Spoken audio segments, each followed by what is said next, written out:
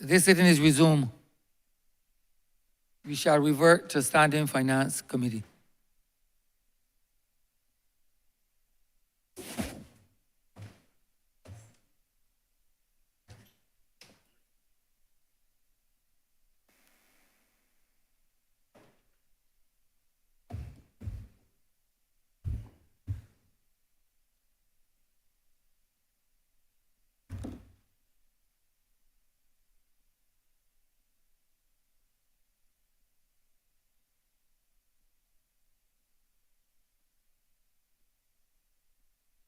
This House is now in Standing Finance Committee.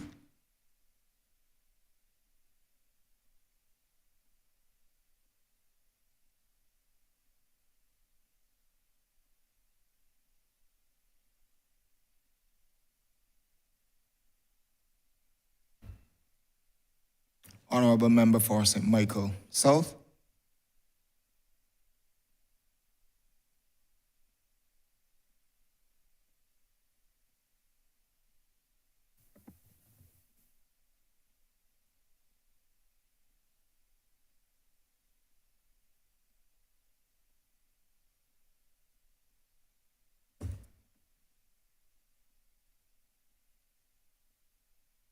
Good afternoon, Chair. I beg permission for my team to join me, please.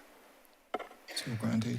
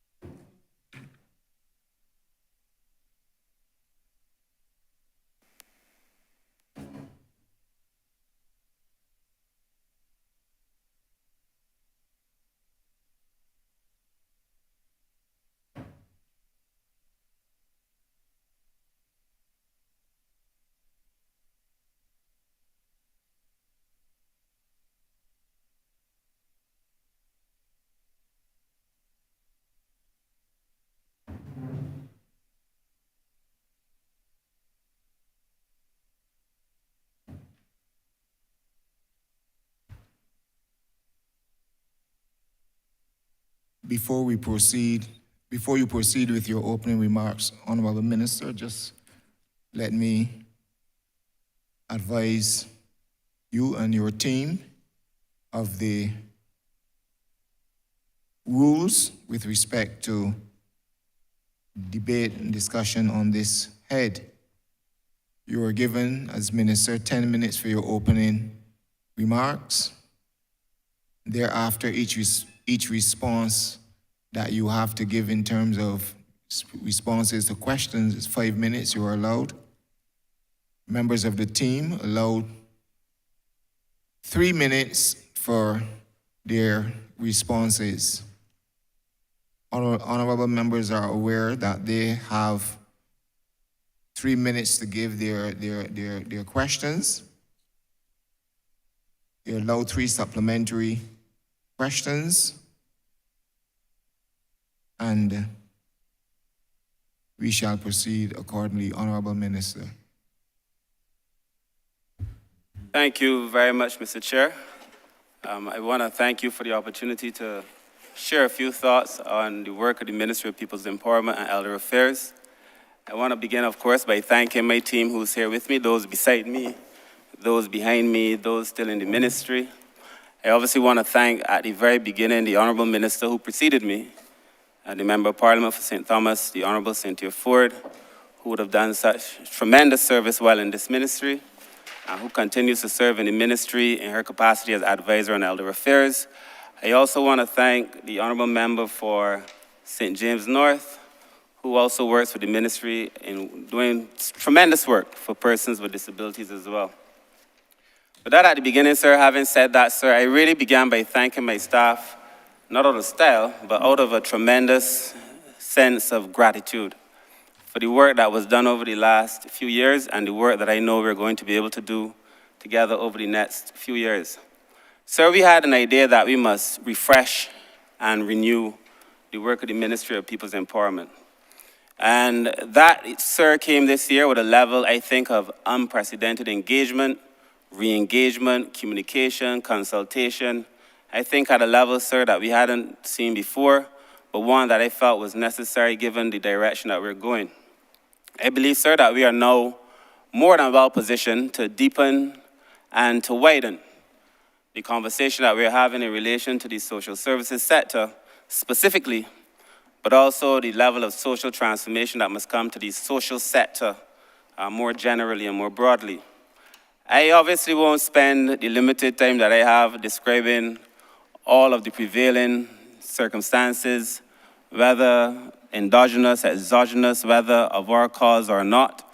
But sir, it would be remiss of me, I think, as minister, to not mention that surely COVID-19 and all the accompanying challenges that we felt had a tremendous bearing not only on the ministry, but also on the people that we were called upon to serve.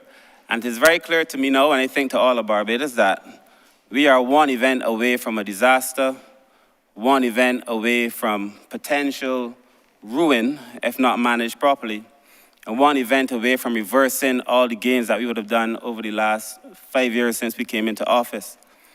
It is with that in mind, sir, that I think one of the questions that has to constantly be on the forefront of the ministry, but of the country, has to be a question of leadership. And the leadership, sir, over the country in the last few years, but as well as the leadership in the ministry, to be able to prepare for these shocks, some that we saw coming and obviously some that we did not see coming. I think the good thing, sir, is that it has put the conversation on poverty back on the center of the table. It has put the conversation on poverty as a kind of a overarching concern throughout all of the various ministries. And more importantly, sir, it has put people back at the center of this conversation. Therefore, a conversation with the ministry is extremely relevant at this time.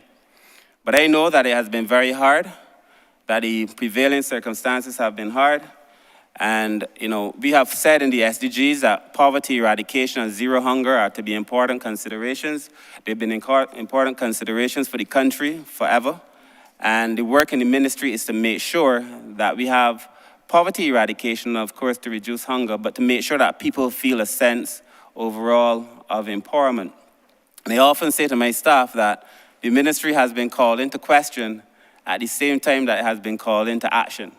People are questioning the role of social services. At the same time, they're dependent on the social services to be able to cater to their problems. But I ask you, sir, to consider what it would be like if we had not done some of the things that we did in the very early stages for people who are already under pressure. Sir, could you imagine a Barbados where we did not have a pay raise of the nature that we did when we came in? If we hadn't instituted a minimum wage for all, if we had not increased pension, non-contributory pension, if we did not give a 40% increase on welfare, and in real terms that meant people with severe disabilities, instead of getting $116 weekly, are now getting $162. So if we hadn't done these things, what people would be facing today. And of course, there are a number of things that we did during COVID as well to make it easier. The BERT program, sir, the household mitigation unit, the number of things that we did to make life easy for Barbadians, sir, pre-COVID, and the role of this ministry, sir. But I also feel that a crisis is really a very terrible thing to waste. And therefore, it said to us that there had to be some restructuring and reorganizing of the ministry, sir. And we thought about that as we were discussing our new vision. And I know that we're working on a strategic plan that will cast the strategic plan into words, but we were thinking in terms of our vision, sir, words like dignity for people must be at the forefront of that conversation. Putting people first and words that speak to productive citizens and just words that say that at the end of the day we want to make a positive difference in the lives of people, and to move away from the idea that the ministry will simply be doing remedial services and to see ourselves as being a contributor to the productive sector and to produce productive citizens as well. And I had an overarching concern because I know the mental health of people during this period has been very hard. And the mental health of the staff, sir, has been extremely hard hit, considering the challenges that we face, sir. But I feel that you have to treat people well, but we also have to treat our staff well. And there are a number of things that you would hear us speak to in relation to our staff over the course of the next few hours. Sir, in this year's estimates, we were given $784,606 overall, including salaries. And this year we were given 861. So to those who are reading the estimates, it may seem as if there's been a cut of $900,000. It's a $900,000 less looking than last year. And I just want to say very early that last year we received $5 million from the European Union. That is accounted for here. We did not receive those funds this year, and we are still only $90,000 off. So in real terms, we actually received $4 million more for the ministry than we did last year to be able to do this important work. Another important point that I would wish to make at the outset, sir, is that we have gone in personal social services. We've moved from $76 million to $88 million. This is about a $12 million increase. A $12 million increase. And this, sir, personal social services, sir, this is where people are really affected. This is where money goes to the people who are most in need. So this government gave an additional $12 million to that. That would be $4 million that we gave to the welfare department, sir. And we did not trouble, although we've had to make adjustments for some contract workers, the elder care program, sir, that provides for the elderly in Barbados, sir, they've been attended to this year. In fact, the National Assistance Board will report that this is by far the most money that NAB has had to be able to address the needs of the elderly during the course of these estimates, sir. So we have a budget that I think is fit for purpose, one that I think would allow us to be able to address a number of challenges as we go forward, sir. I also would want to say, sir, before I speak to the heads about some of the transformative programs that we are doing. And the ministry, as you know, sir, has been attempting to transform itself so that we could be more fit for purpose, so that we could prioritize the interests of people, so that we could prioritize the needs of people, sir. And I would say to my staff, and I'm sure they know, that we must be focusing on the galaxy ideas, these big ideas, but we must also remain on the ground. Do the big things, go galaxy, but do the small things and take care of people on the ground. And so in that vein, sir, there are a number of things that I would wish to touch on in the few minutes that I have left, sir. We are discussing the amalgamation of the social services. Now, I was manager of the Child Care Board in 2002. And when I went to the ministry, then Ministry of Social Transformation, this amalgamation was on the cards. There was a report written in 1997 discussing this amalgamation. There was a number of subsequent reports. In the other administration, there was a ministry responsible for family, but no real reports to how they were going to do it. And this is the furthest we've ever gotten in relation to being able to deliver it. And before, hopefully by the end of the year, depending on the conversations with the unions, we would have amalgamated the social services. And what this means is that in a real term, we can better deliver goods and services to those people who need them. And that is why this conversation is important, and we'll have, hopefully, a conversation around where we are on that a little bit later on, sir. The other issue that we felt was important was the legislative reform. And I believe that this ministry is perhaps doing the most legislative changes of any ministry at the same time. We are dealing with legislation for the elderly, legislation for persons with disabilities, and legislation for children. In fact, sir, we have already laid the Child Protection Bill in this Parliament, sir. And that's a major, major piece of legislation. If I may begin there, sir. The Child Care Board, sir, and its work is extremely important, as we all know. But it would be surprising to many Barbadians, perhaps, to hear that the legislation that guides the Child Care Board, for the most part, is pretty old. The board itself, the act itself, is 1983. But the Young Person Protection Act is 1918 with amendments. The Prevention of Cruelty to Children Act is 1904 with amendments. This legislation is 120 years old. Written in a Victorian era survey, children, some of them were seen and not heard, and in many cases, many children and many people were not to be seen at all. And so it was important for us to be able to change that legislation. 120 years, they say, is not 120 days. In fact, it is 43,800 days. And therefore, it was necessary for us to change that legislation. So, and I would want to say at the outset, sir, why I think it's important for us to address this legislation issue as it relates to children, sir. The Child Care Board, sir, over the course of the last few years, have been dealing, as you know, with cases of abuse, sir. In the period 2019, this is April 2019 to March in all cases, 2019 to 2020, there were 495 cases of abuse of children. In 2020 to 2021, 437 cases of abuse reported. In 2021 to 2022, 538 cases of abuse. And between April 22 and now, January 2023 really, 462 cases of abuse. Sir, if you consider last year, the sexual abuse cases last year were 126. That is a sexual abuse case every 3 days. Therefore, the legislation that is guiding the ministry must be legislation that is fit for purpose. And I do hope that we have a conversation about the nature of that legislation as well during the course of this conversation, sir. In relation to disabilities, we have done extensive work.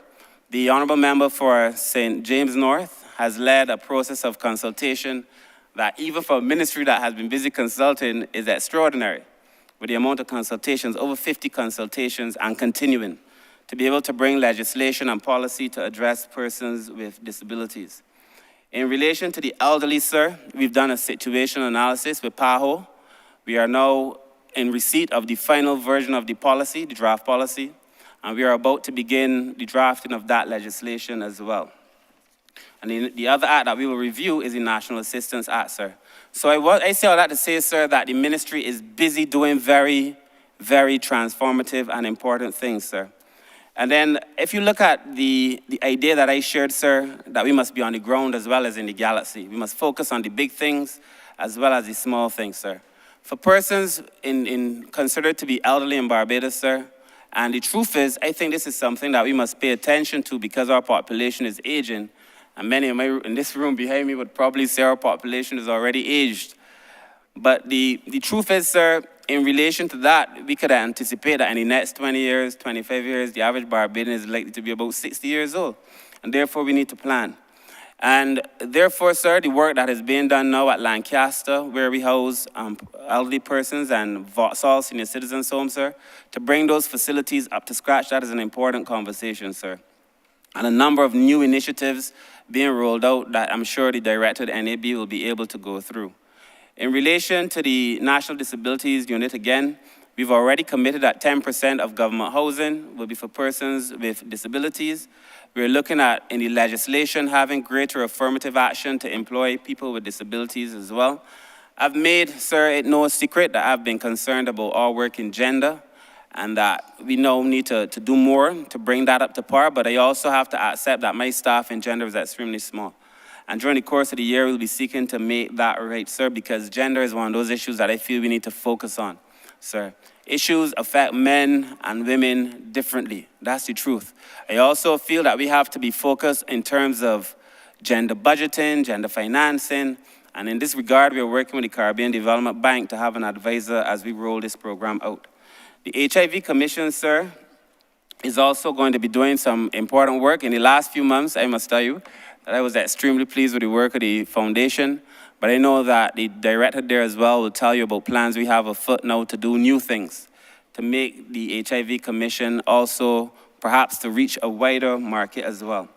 So I couldn't obviously end this conversation without talking a little bit more about the welfare department, sir.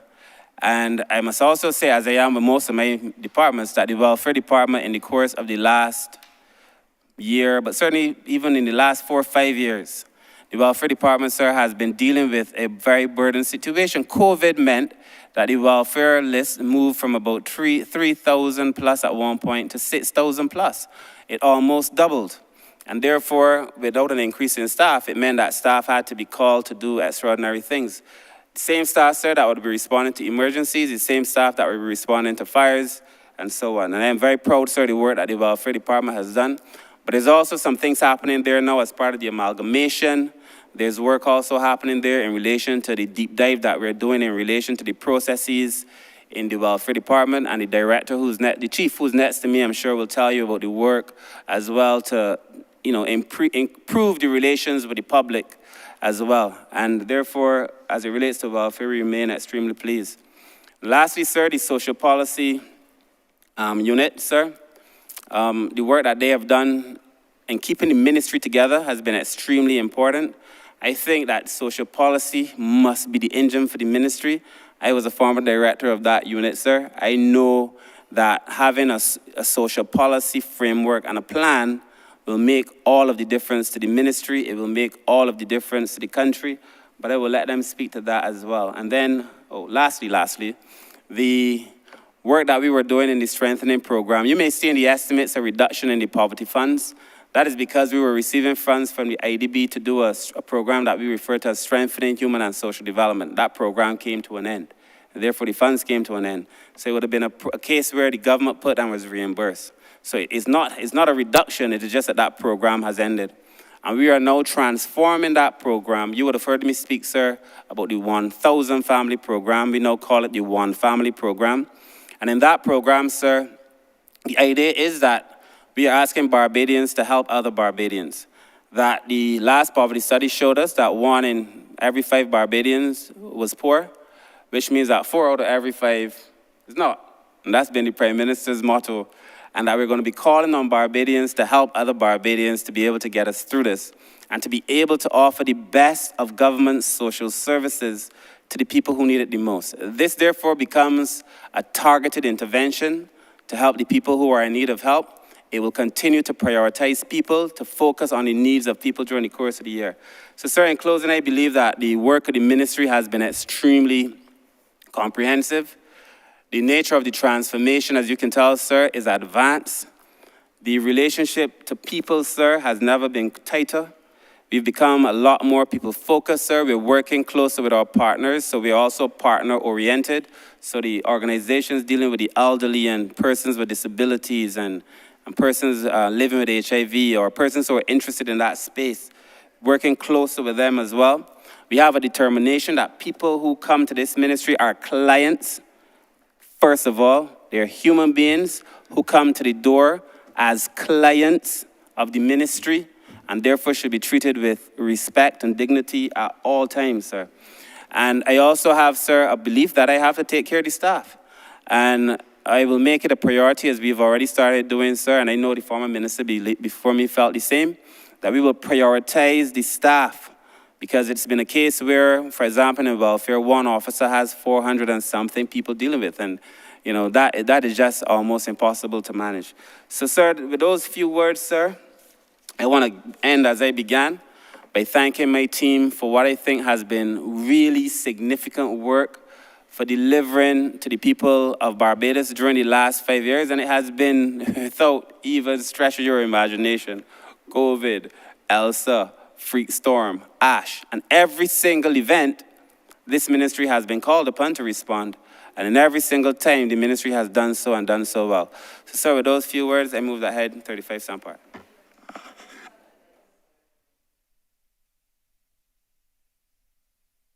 Thank you.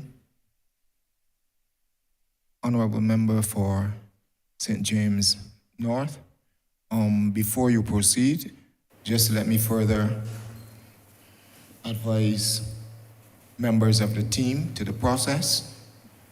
Before you begin to speak, you give your name and the position that you hold for the records of answered and those of our members of the technical team.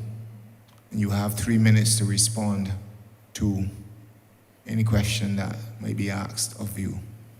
Honourable Member for St. James North.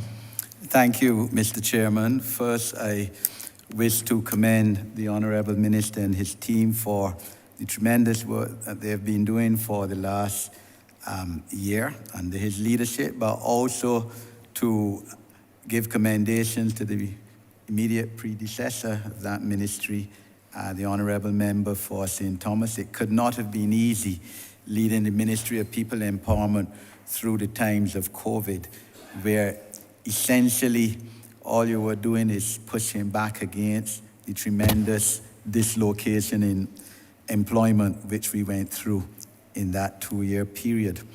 But now is the time, of course, to move forward with that ministry in terms of social transformation, and you, Minister, have a tremendous opportunity to do so.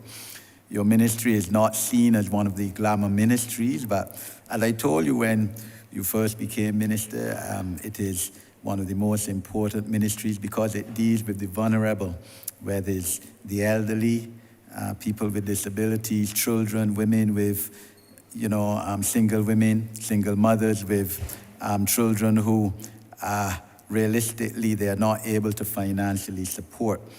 But we're still in a situation in Barbados, as best as we have tried to do, in terms of taking people out of intergenerational poverty, where we still have too many people for our satisfaction in poverty. It is being reduced. We were reducing it tremendously. COVID came along and set us back a bit, but that is the reality. And as you know, as well as I do, Minister, a lot of our poverty is intergenerational. And I would like to give you the opportunity, you and your team, to speak about what strategic plans you have to reduce that percentage of intergenerational poverty. Of course, it is not only working within your ministry, but you have to work in association with education, because that has a lot to do with it, and we're in the midst of educational reform planning. Has to do obviously with the Ministry of Commerce, with our trust loan concept to take people into self-employment. Has to do with community development as well, sports. So, I know that your ministry is not in a silo, but I'll give you the opportunity to speak about your strategic planning in that regard, to take people, out of the poverty and from welfare to work as well. Thank you, Honourable Member, for the question. I would want to begin, honestly, by, when I think about intergenerational poverty, it's not for me an academic exercise. I think having been a person born in Mylarcil, raised in the Pine, I know the challenges of poverty every day, day in and day out. So it is never one of those things that is easy to break, and therefore the work has to be, in my mind, there has to be a lot of passion in the work that we do. This is nothing in my mind that you can fake. Either you care about people or you don't. This is not the kind of work you can fake. I begin that way because, sir, for me, it is also about putting your heart into this thing, serving people from a genuine place. But having said that, if we zoom out and look at it as a policy issue, you cannot fix what you do not know. And one of the things that I felt that we needed to do again, we haven't had a poverty study since 2011, 2012. I think the data came out in 2013. The CDB one, then there was one in 2016 by IDB. And therefore, this is now, 7 years that we would have had the data. And therefore, it is now time for a new poverty study. Obviously, sir, the world has changed. I've just mentioned to you a lot of the things that we would have dealt with over the last few years. The nature of poverty, I think, has also changed, been affected at least by it. And therefore, the first thing that we need to do is to have a proper poverty assessment. And that is why I would allow Ms. Gibson to speak shortly on the poverty assessment that we're about to undertake, that we refer to as the ECPA, the Enhanced Country Poverty Assessment, or the ECPA, and what we think that data would allow us to do. But we've also had a lot of planning. There's been a social protection framework that has been put in place in the ministry that has allowed us to look at poverty in all of its various components. Now, we know that poverty is multidimensional. Poverty is not only income poverty. And the challenge that many people have faced is that you've tried to address a multidimensional issue with a one-dimension response. You try to address poverty that comes with all of these associated consequences by throwing money at the problem. Let's increase the welfare grant. Let's do this. Let's give money. Let's give money. You have to do that, of course, because you have to stabilize people. But the ministry has a program that is called the IC program, which I think is going to be the fundamental difference in moving people from one stage to another. And let me explain what IC is. It's an acronym. It's identification, stabilization, enablement, and empowerment. That is the framework in the ministry. Identification, because you have to identify who the people are. You have to know where they are. And the truth is, I saw something in the paper recently, or circulated on social media about government and people having to have ID card to access services and trying to be critical of a government. But in order to access services for the most part anywhere, you need to have ID. And what we found is that many Barbadians who come to the social services sector for support don't have an ID card. And so we have to begin first by identifying people, help them get the ID card, go through the birth certificate process, and so on and so forth. That is very important because people have to know who people are. It's the only way you can get these statistics. It's the only way you can then know how many males, how many females. You can understand the other demographics. The other thing that we do in the ministry is what we call stabilization. And stabilization is where a person gets the remedial services. So if you need a welfare grant, you get the welfare grant. If you need a disability grant, you might get a disability grant. If you need perhaps us to intervene and help you with health and housing and so on, to stabilize the situation.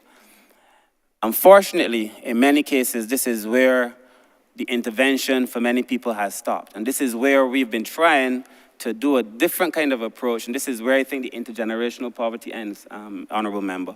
Because it has to be the other two E's, the other two letters in the acronym, enablement and empowerment. That's about training.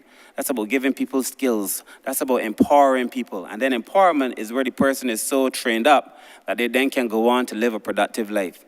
If this ministry, or any ministry responsible for the social services, believes that its value is in delivering remedial services to people, which is very important. But if it believes that that's their destination, then we will miss the boat.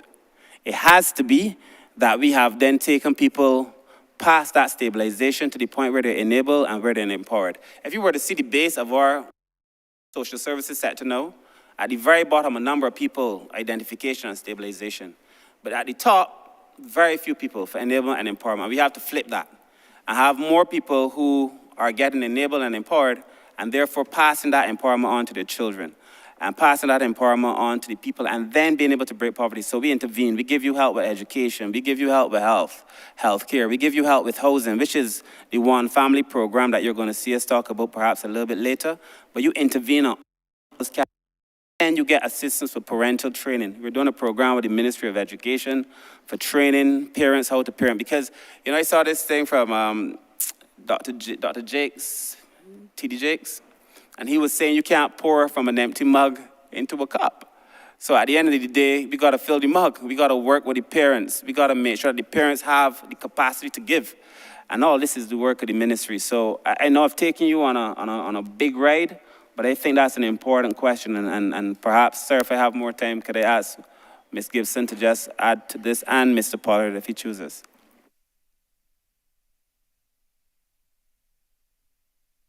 Good evening, Honourable House. My name is Rianne Gibson. I'm the Research Analyst in the Ministry of People Empowerment and Elder Affairs. To answer your question, Honourable Minister Hinkson, the ministry, we have been doing work in the past 6 years to reduce intergenerational poverty. As the minister would have said earlier, we've been working on a program based on the IC pillars, which was called the Strengthening Human and Social Development in Barbados Project, where we worked with households and not individuals across 7 different pillars. We would have worked with working on the family dynamics counseling. We would have worked on that social and income pillar to help provide them with the income to meet their basic needs. We would have given them opportunities to access education, employment, across every pillar that we could think would have given them the opportunity to empower themselves and to therefore increase the household income. So not only working with the individual, but the entire family. So that's one program that we have implemented to reduce intergenerational poverty.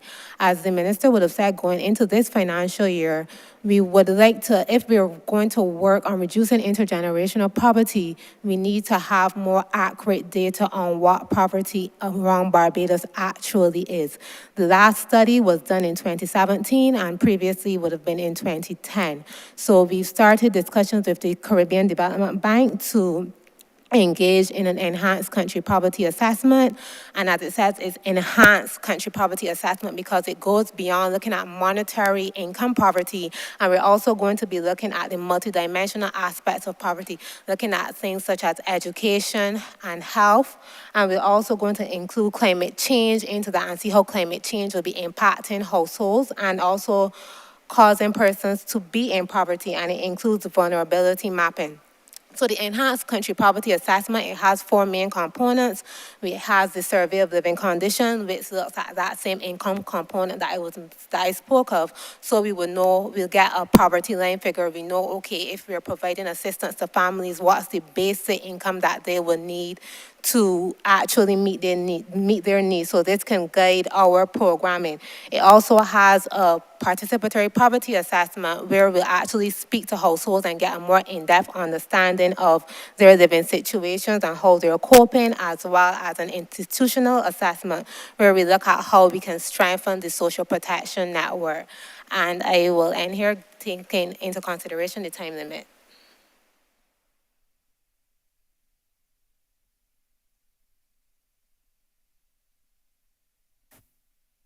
Mr. Chairman, thank you to the Minister and Ms. Gibson. My next intervention will direct the Ministry towards the issue of persons with disabilities, and of course, it has been my tremendous pleasure to work with you, Minister, and your team on trying to get a policy and legislative framework for persons with disabilities who make up a growing number of people in Barbados. It was 5% in the census 13 years ago. It has to be more now because people are living longer, and the longer you live, the more likely you're going to get some form of disability, whether Alzheimer's, loss of vision, hearing, physical or immobility disability. And of course, we've had chikungunya, we've had COVID that has increased that amount. So this is of serious concern, and there's been a determined effort by the ministry to get policy and legislation on our statute books within the foreseeable future. We have, as you know, Minister, the draft legislation already, subject, of course, to review by the Chief Parliamentary Counsel's office. And up to Saturday, we would have had an all-days stakeholder session with everyone concerning the cause for people with disabilities, all the organizations and key players to review the policy. And I would want to take this opportunity to thank again the Law Reform Commission headed by an illustrious former member of this chamber, Sir David Simmons, and the drafter of the legislation, Dr. Jason Haynes, and the scriber of the policy, Professor Drain Devenish, for the intense and comprehensive work that has been done. And Minister, if you could pull this off, believe you me, or when you pull it off, not if, you would have met and dealt with, treated to the frustrations of people with disabilities over the years who, quite frankly, at the start of the exercise when the committee was established by Cabinet at the beginning of June, was very pessimistic about causes because they've heard it all before, but are now very optimistic and looking forward to the legislation coming in and the policy framework. So I like, Honourable Minister, to give you the opportunity to expand a bit more on that in terms of the next few months and the time frame you expect, perhaps, that this could come to Parliament, etc. Thank you again, Honourable Member. As you know, I am equally satisfied with the work that you've done in this regard. In fact, I think it has been, even for me, above and beyond what we all anticipated when we came in. I know that my colleagues have told me that you've met with almost every minister in this room, and that you've had conversations, again, I like to use my phrase, in galaxy and ground. You've been having all the big conversations, but also conversations about the things that matter to people, like sidewalks and, putting some kind of sound on the bus, these new electric buses, because they're difficult for people sometimes to be able to know they're coming. And in that regard, Minister, Honourable Member, I am very, very pleased with the work you've done. In fact, you've made my job in this regard very easy. I also want to thank you, too, because of the legitimacy that you brought to the exercise. And I'm not so sure that any other member in this room would have brought by virtue of just showing up, the legitimacy that you've brought because of your real work in this area for all these years. So I want to begin, first of all, by thanking you. And in so doing, I also want to thank the number of stakeholders that we've worked with, the Council for the Disabled, and all the other many organizations that we've worked with. I want to thank the National Disabilities Unit, and I will let the director speak to it after I've spoken about some of the work that they too are doing in this regard. This, as I said to the staff when I came in, I care very much about all of these areas. I care about poverty, I care about children, but the two that I said we needed to focus on initially would have been persons with disabilities and the elderly, only because I felt that was such a significant portion of our population, and that yet the work that we would have done as a country did not reflect the amount of persons and the intensity of the issue that we were dealing with, and therefore I felt like we needed to concentrate on these two almost immediately, which is not to say that we haven't been working on all the others, because as you will see from my heads during the course of these conversations, that everybody has been doing a lot of work. I am really proud of this team. So in relation to the persons with disabilities, the committee that you lead, the committee that was set up to establish the commission to assist persons with disabilities that you lead, they held about 50 meetings, stakeholder meetings. Many of these stakeholder meetings, not many, all, were very productive. They've allowed us to draft a policy. And before we got the policy, we had a document that combined all of the issues from all these stakeholders. You know, I've been joking a lot that of late, because I felt like I've had to, that, you know, if you're going to do law, you need to have consultation, but that's just a joke. But at the end of the day, the amount of consultation that was held has been extensive. And therefore, we now have a policy that reflects the level of consultation. We just had a all-day meeting, as you rightly said, on Saturday, where we went through, everything you could possibly imagine. And not only listing the issues, but coming up with challenges, coming up with solutions to the challenges that are comprehensive and that are multifaceted in terms of the stakeholders that they involve. So, for example, when we were discussing health, we had conversations, extreme conversations with health in relation to issues of aging, whether it be aging in place for persons with disabilities, whether it be transportation for persons with disability. It was just comprehensive. And I'm very proud of the work. So where we are now is that we have the draft policy. We worked with the Law Reform Commission, as you know, to be able to draft the legislation. So the legislation for persons with disabilities in draft. In fact, when I became minister, I had seen a draft legislation, but that was in relation to the convention, more specifically. And I did not think it had addressed the wider issues of persons with disabilities. And so we made an agreement to go back to the drawing board and to draw up a piece of legislation that was fit for purpose and more relevant to the needs of persons with disabilities in Barbados, and that is what we've done. So we have the draft legislation. It is very, very comprehensive. I believe that I will be in a position to bring both the draft legislation and the policy to Cabinet next month, surely in March, once I've received the final, from your committee, once I've received the final documentation. But I believe before the end of March, we'll have that before Cabinet. And once Cabinet approves, then the conversation begins with the CPC. And I'm very optimistic that before September, but surely by the end of this calendar year, we would have in place, or at least laid in Parliament, but hopefully debated and passed, legislation that will improve the lives of persons with disabilities. This has, as you said, this has been too long in coming. There are simple things that people with disabilities need that this country does not offer. And I would add, before I pass over to the director of the National Disabilities Unit, I would add that the one thing that this country needs most of all is not even the legislation. It is not even the policy. It is this mindset shift. It is the way Barbadians, regrettably, are treating persons with disabilities in a way that in many cases it is shameful, it is embarrassing in many cases, and maybe some of it is cruelty, yes, and some of it is just a lack of information. And that is why we've asked the Disabilities Unit to increase the PR, have larger public education programs, but also to start that conversation in schools as part of their curricula, so that people start feeling this thing almost naturally, and it's not a fight when you're fighting against a person who's in their 20s. So that is the work. and this mindset change, to get that right, so that we start treating the persons with disabilities and creating a society that is more equitable, even if not equal, but certainly more equitable, and give people access and opportunity. So, Mr. Hollingsworth, who is Director of the National Disabilities Unit, please. Thank you, Minister. Let me join with you, Minister, in commending the Honourable Member for St. James North for his, John Hollingsworth, Director, National Disabilities Unit. Director of the National Disabilities Unit.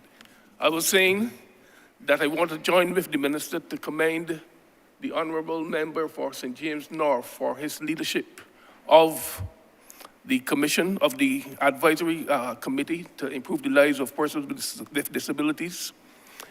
The National Disabilities Unit was the secretariat for that committee, and based on the amount of work that took place, I think at the end we had over 50 stakeholder consultations, which meant basically that we were engaged at least 2 to 3 times per week, in addition to our routine activities.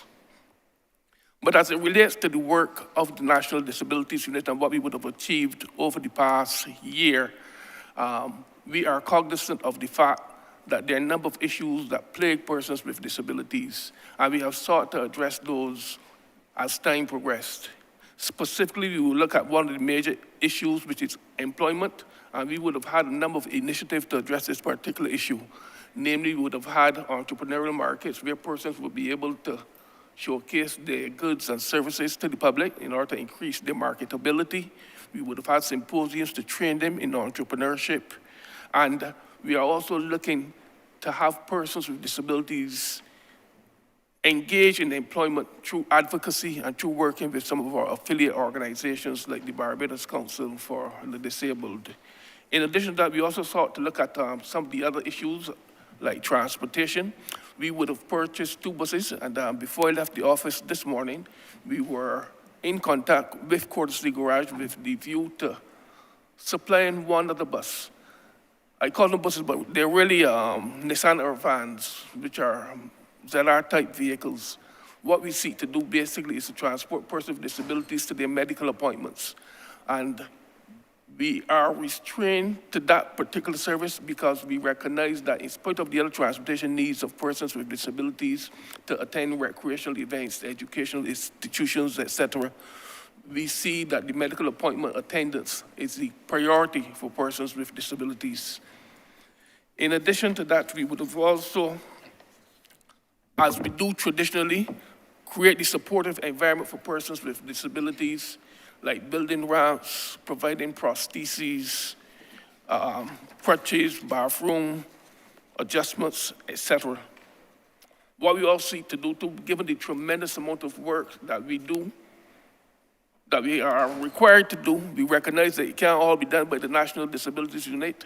And what we seek to do, government through the ministry have been able to improve or to increase the grant to organizations representing the interests of persons with disabilities by 40% across the board. Not that one organization gets 40% increase, but across the board, it's a total of 40%. Those are some of the initiatives that we have undertaken, and some of the achievements that we would have had is that we were able, in this financial year, to allocate 4 parking spaces for persons with disabilities in Bridgetown, near and about Broad Street. We were able to start for the first time, provide orthopedic braces to children. The orthopedic person at the QEH had indicated to us that she had a long waiting list for these persons for this particular service. These are persons, normally children, who have spinal issues and who were without the service of getting the corrective procedures or the corrective aid in order for them to develop physically.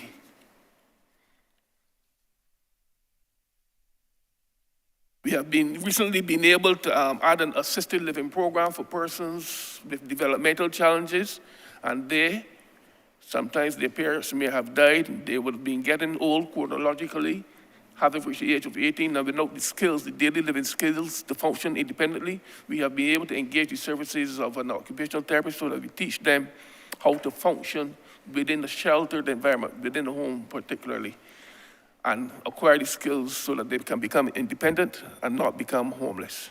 So that's just a snapshot basically of what we have been able to achieve over the past year. Thank you, Mr. Minister and Mr.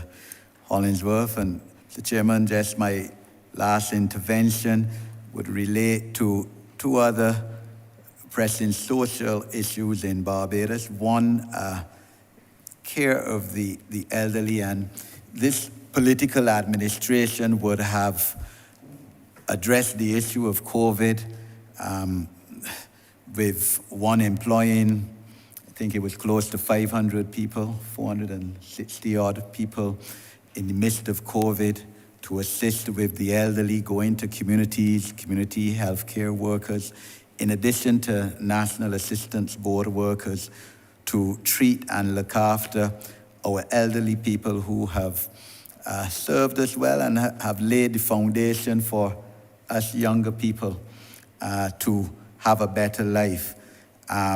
But we still have the pressing problem where there are a lot of elderly people in Barbados who may need housing accommodation for one reason or another. They might be living on their own. We know that the geriatric hospital, the capacity is at its maximum, and all of us as members of Parliament surely time and again get inquiries from constituents about whether a constituent or a relative of theirs can be accommodated at the geriatric hospital, and it's just impossible to do so. There's also provision whereby the ministry may pay a subsidy towards a private home for that kind of accommodation, but that obviously has its limitations too. And the issue, Honourable Minister, of therefore persons in service organizations perhaps helping on a Saturday, for instance, to look after elderly care, elderly people, has come up. I know the Honourable Prime Minister has raised it, and I believe that you and your senior ministry may have met with the Honourable Member for St. Peter and his social partnership ministry on this issue. Also, I know you have the Give Back program where tertiary students, also as part of their Give Back to Barbados, assist with your ministry as well. So I'm just wondering if you would, to give you the opportunity, you and your team, to expand for the benefit of Barbadians on the strategy and thinking in this regard, and also finally to speak towards your parenting program, because again, we have a situation in Barbados where, yes, there's a need for probably stronger parenting in some cases. Parenting is not something that you could read in a book. That's the reality of the situation. I recently joined Parados myself because I regard it as a serious social issue, and I'm willing to assist Parados in that regard because I'm mainly an NGO person. But I want to speak about your strategies in terms of heightening training for parents as best as could be, assisting in this regard to deal with some children who, as we know, perhaps are not on the straight line in a lot of cases, bullying at school and other issues. I thank you, Mr. Chairman. All right, thank you, Honourable Member. I will ask the Director of the National Assistance Board to speak to this issue, and I will also ask Ms. Wiltshire, Jacqueline Wiltshire, when she's done to speak to the issue, and then I may add a few points at the end. Thanks. Good evening, Honourable House. Colleen Walcott, Director Actor, National Assistance Board. Let me first say that I'm quite pleased this year at the momentum that elderly issues and elderly matters are getting, and I do believe that going into the next financial year that momentum will increase. Issues pertaining to the elderly are certainly on the agenda at this time. The honourable member would have asked about the whole, what is happening as it relates to older persons. At the ministry level, we would have had the National Policy on Aging and the accompanying action plan. However, while that is happening at the direct level, on the ground, persons need services. What does this policy mean for them? And therefore, there are a number of things that we're doing at the National Assistance Board to directly impact elderly and their families. First, we have to look internally. And one of the main things you would have mentioned, housing and standards of living for older persons and housing for elderly people continue to be a major issue for us. But what we've done, we've looked internally. If we want to look in the community and talk about housing and housing for elderly persons, we have to look internally as well. And therefore, we have started with our own facilities at the National Assistance Board, our residential facility at the Vauxhall Senior Citizens Village, housing 35 people, and Lancaster House, which is a transitional facility for persons who have been displaced. And those two facilities, works have started and are progressing to the tune of some 2.9 million, and we expect that in the next financial year that those facilities would have been completed. Let me say that this is the first major works, renovations that these facilities would be getting since around 2006 or so. We would have been doing some work, but that was primarily cosmetic. So we would start with the housing. The aim really in all of this is to keep older persons right in their communities unless they are acutely ill and they need medical management. So to do that, you have to take the services to the community, taking direct services, and also not only to the communities, we have to work with very, very closely with families. A lot of these issues that we are encountering with elderly has to be fixed. Not all will be done at the level of the state, and we have to change that mindset that as persons get older, families relinquish their responsibility and place persons who have now contributed so much to the country strictly on the state. We do recognize, however, that caregiving and caring for elderly persons, particularly those with dementia, is burdensome and can lead to burnout for families. So we will, along with our partners, Alzheimer's Association, Barbados Association of Retired Persons, and Sir Optimist Village, we will be working with our partners as we look at the services and what we can do in the community. We recognize that National Assistance Board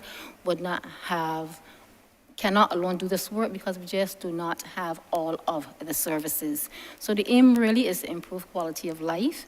Every older person who has an issue cannot be fixed by institutionalization.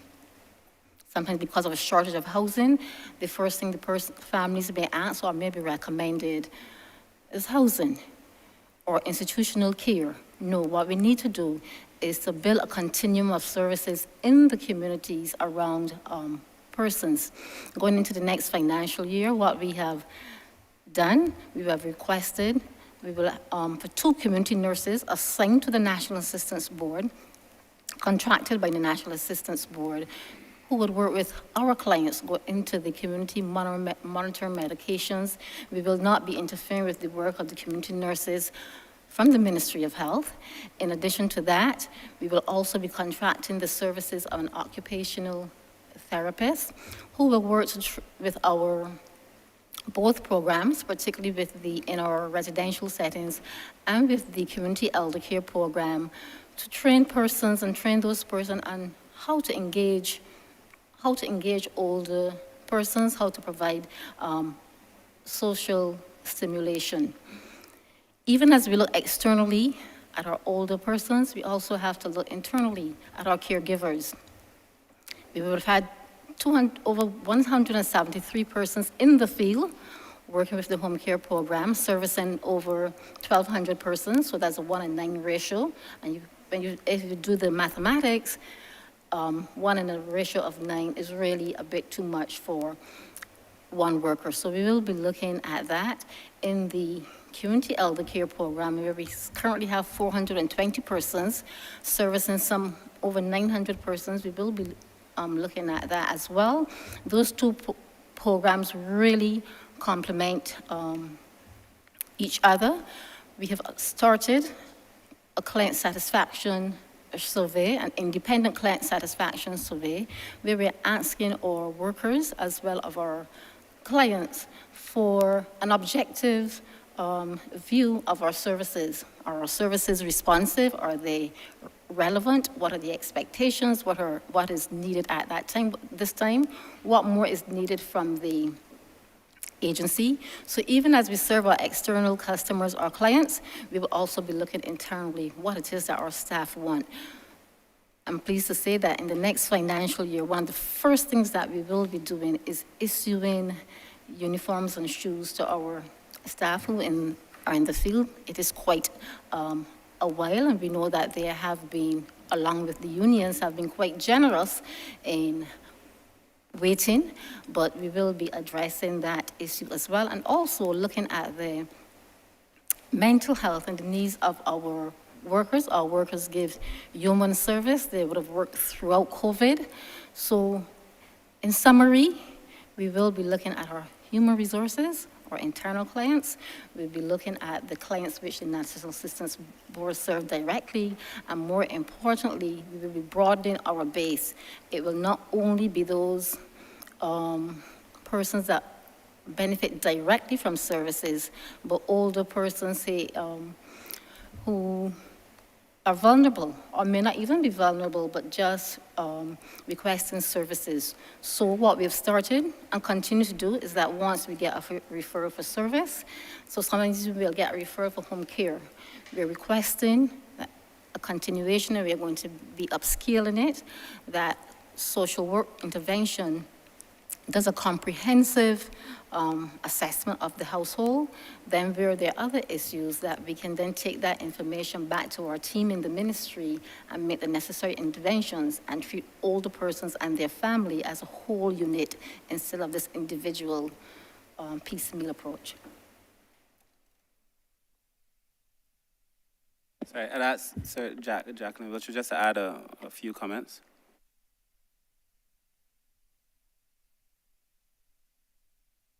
Good afternoon. My name is Jacqueline Wiltshire, and I work with the Elder Affairs Program, which is led by the Special Advisor on Elder Affairs and the Honourable Member for St. Thomas. This program, we look at the fact that, yes, it is an aging society, and we want people not only to look towards their elder years, but to look there without trepidation and fear. We know that there's a lot of discrimination, all the issues that the policy and the legislation will address, but the fact also that there are certain things that you cannot legislate, and therefore you have to deal with them and address them in other ways.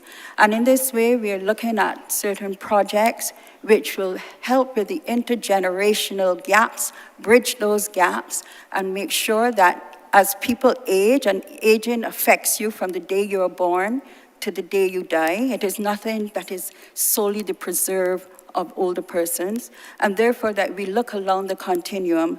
And with the Ministry of Education, we've come up with the Granddaddy Project, which is a project which will look to older persons, mentoring particularly our young boys, because we know that they're the ones that seem to be falling through the cracks much more than the girls are.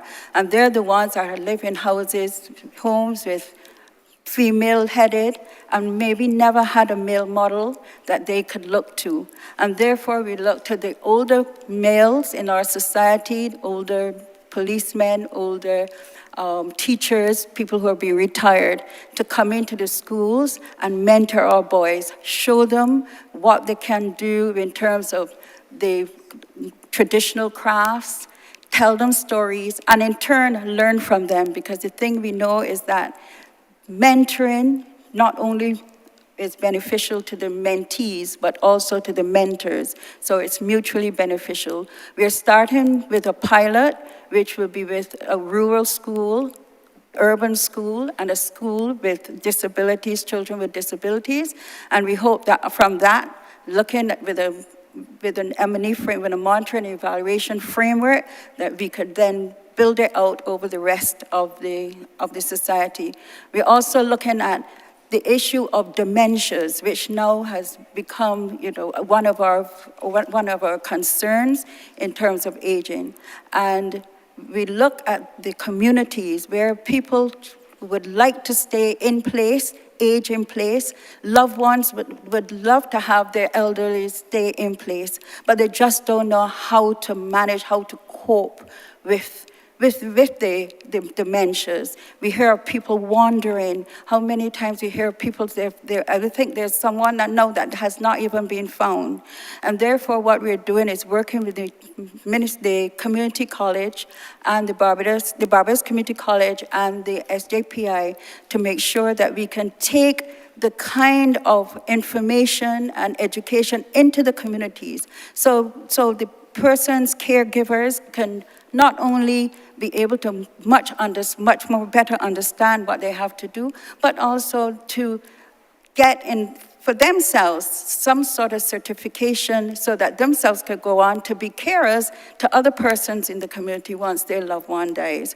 We continue to try to take the information into communication, and at all times we are partnering with those other agencies across the public service, private sector, the communities, organizations led by BARP, and therefore we are able then to cover the spectrum, because it is an interagency, multifaceted, interministerial, and there's no one who is in fact not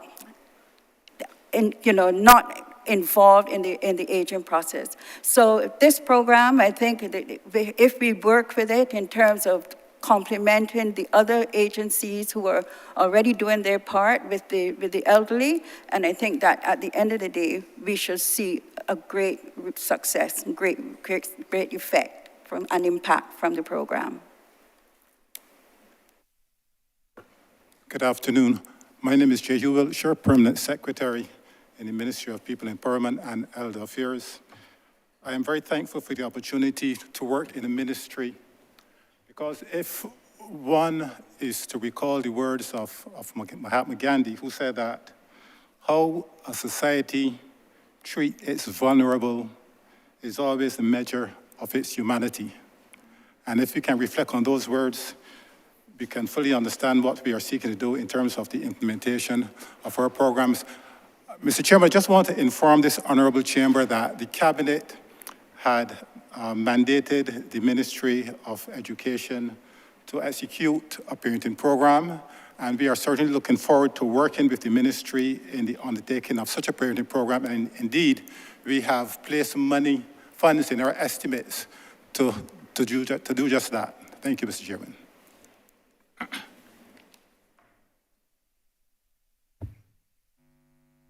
Thank you. Thank you, Honourable Mr. Member. Chair, and to the minister and his officials. Thank you, Honourable Member for Christchurch. West? Thank you very much, Mr. Chairman. First, let me join the previous member for commending your predecessor, the member for St. Thomas, for the tremendous work that she did in that ministry.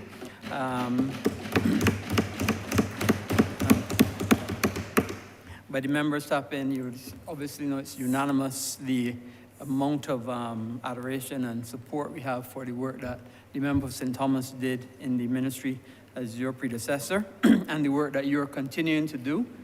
She's obviously built a tremendous foundation for you to improve on. So I'm going to start with my first question. I guess you may consider it a galaxy question, because you thought galaxy then coming down to the grassroots.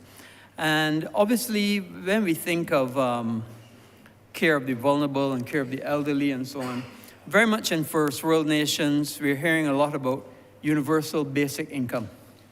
And I know it's a difficult question, Minister, as I see you look into the roof, but what work has your ministry doing, and what plans do you all have, if any, to be able to address this concept of universal basic income? As you know, in other jurisdictions, we hear that it reduces poverty and it reduces income inequality, and there's certain pros and cons to it. So I don't know if you could advise us and the Chamber, and by extension, the people of Barbados, if any plans you have to look at this concept of universal basic income. That's my first question. Thank you for the question. I had actually given this matter great consideration, and in fact, it was a conversation I had on one of the call-in programs solely on this issue. Because at the time, though we all began with the recognition that poverty is multidimensional, the solution to all of our poverty problems or social problems was advocated by the other side as a universal basic income. Now, you cannot begin with the premise that poverty is multidimensional and conclude with the idea that a single solution is the solution to a multidimensional problem. The premise is flawed. And when you look at a universal basic income, first of all, there's no universal definition of what a universal basic income is or should be. That's the first thing. Different people have tried different things. And if you look the world over, the best version that you would have of a universal basic income is actually a modified, not quite universal. What does universal mean?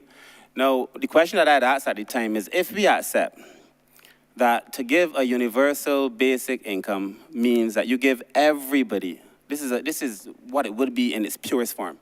You give everybody an income.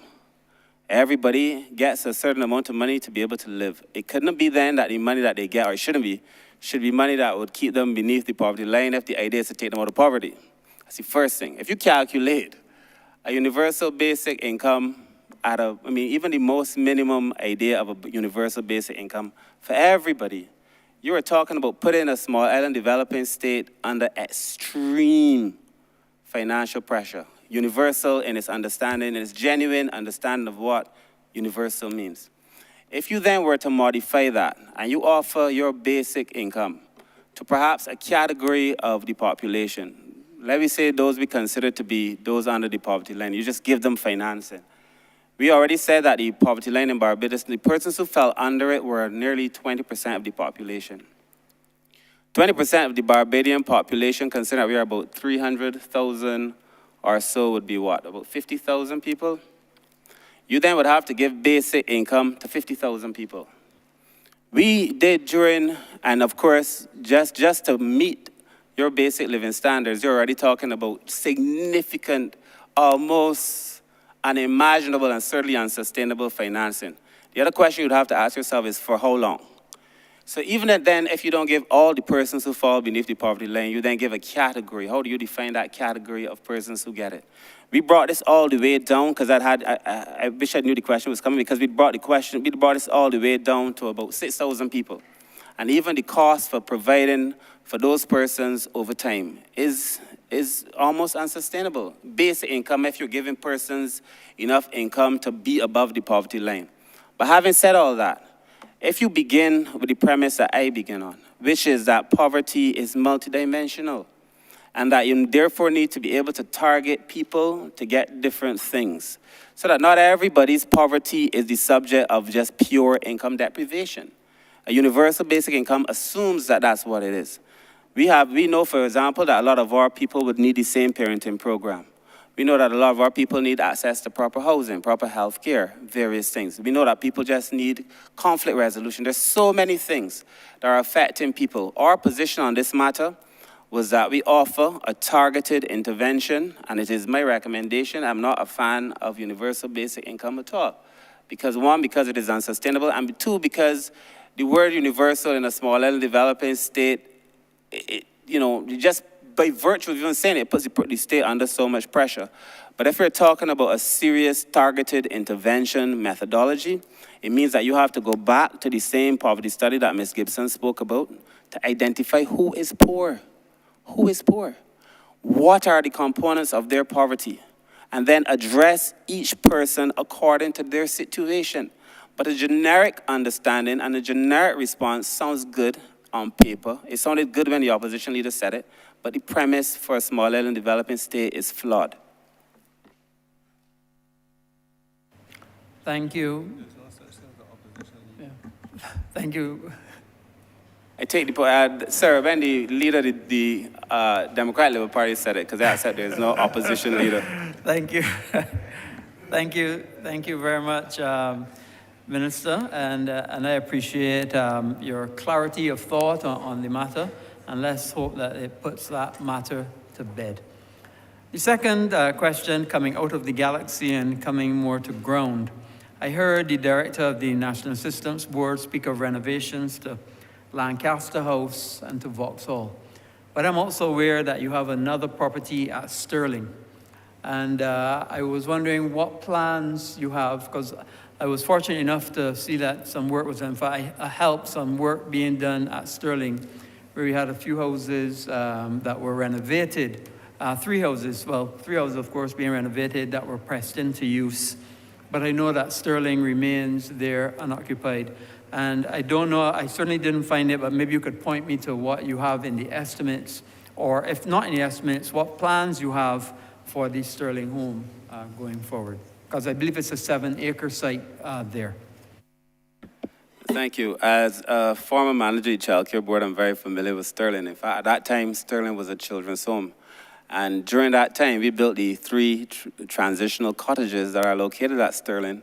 And the intention then was for persons who would leave childcare to go into these homes and get the skills to be able to adjust into coming back into society. And I felt at the time, and I still feel now, that we need to have more transitional housing.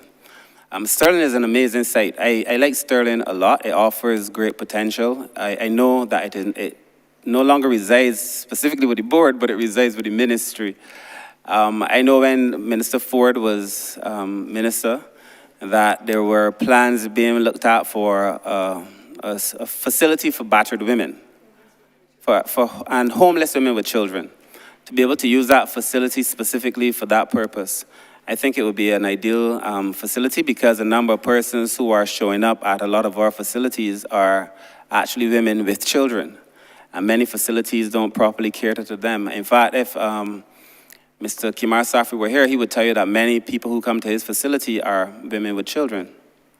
And the unfortunate thing is that there's a concept of the transient poor, right? That is somebody who's not really poor, but who is passing through poverty.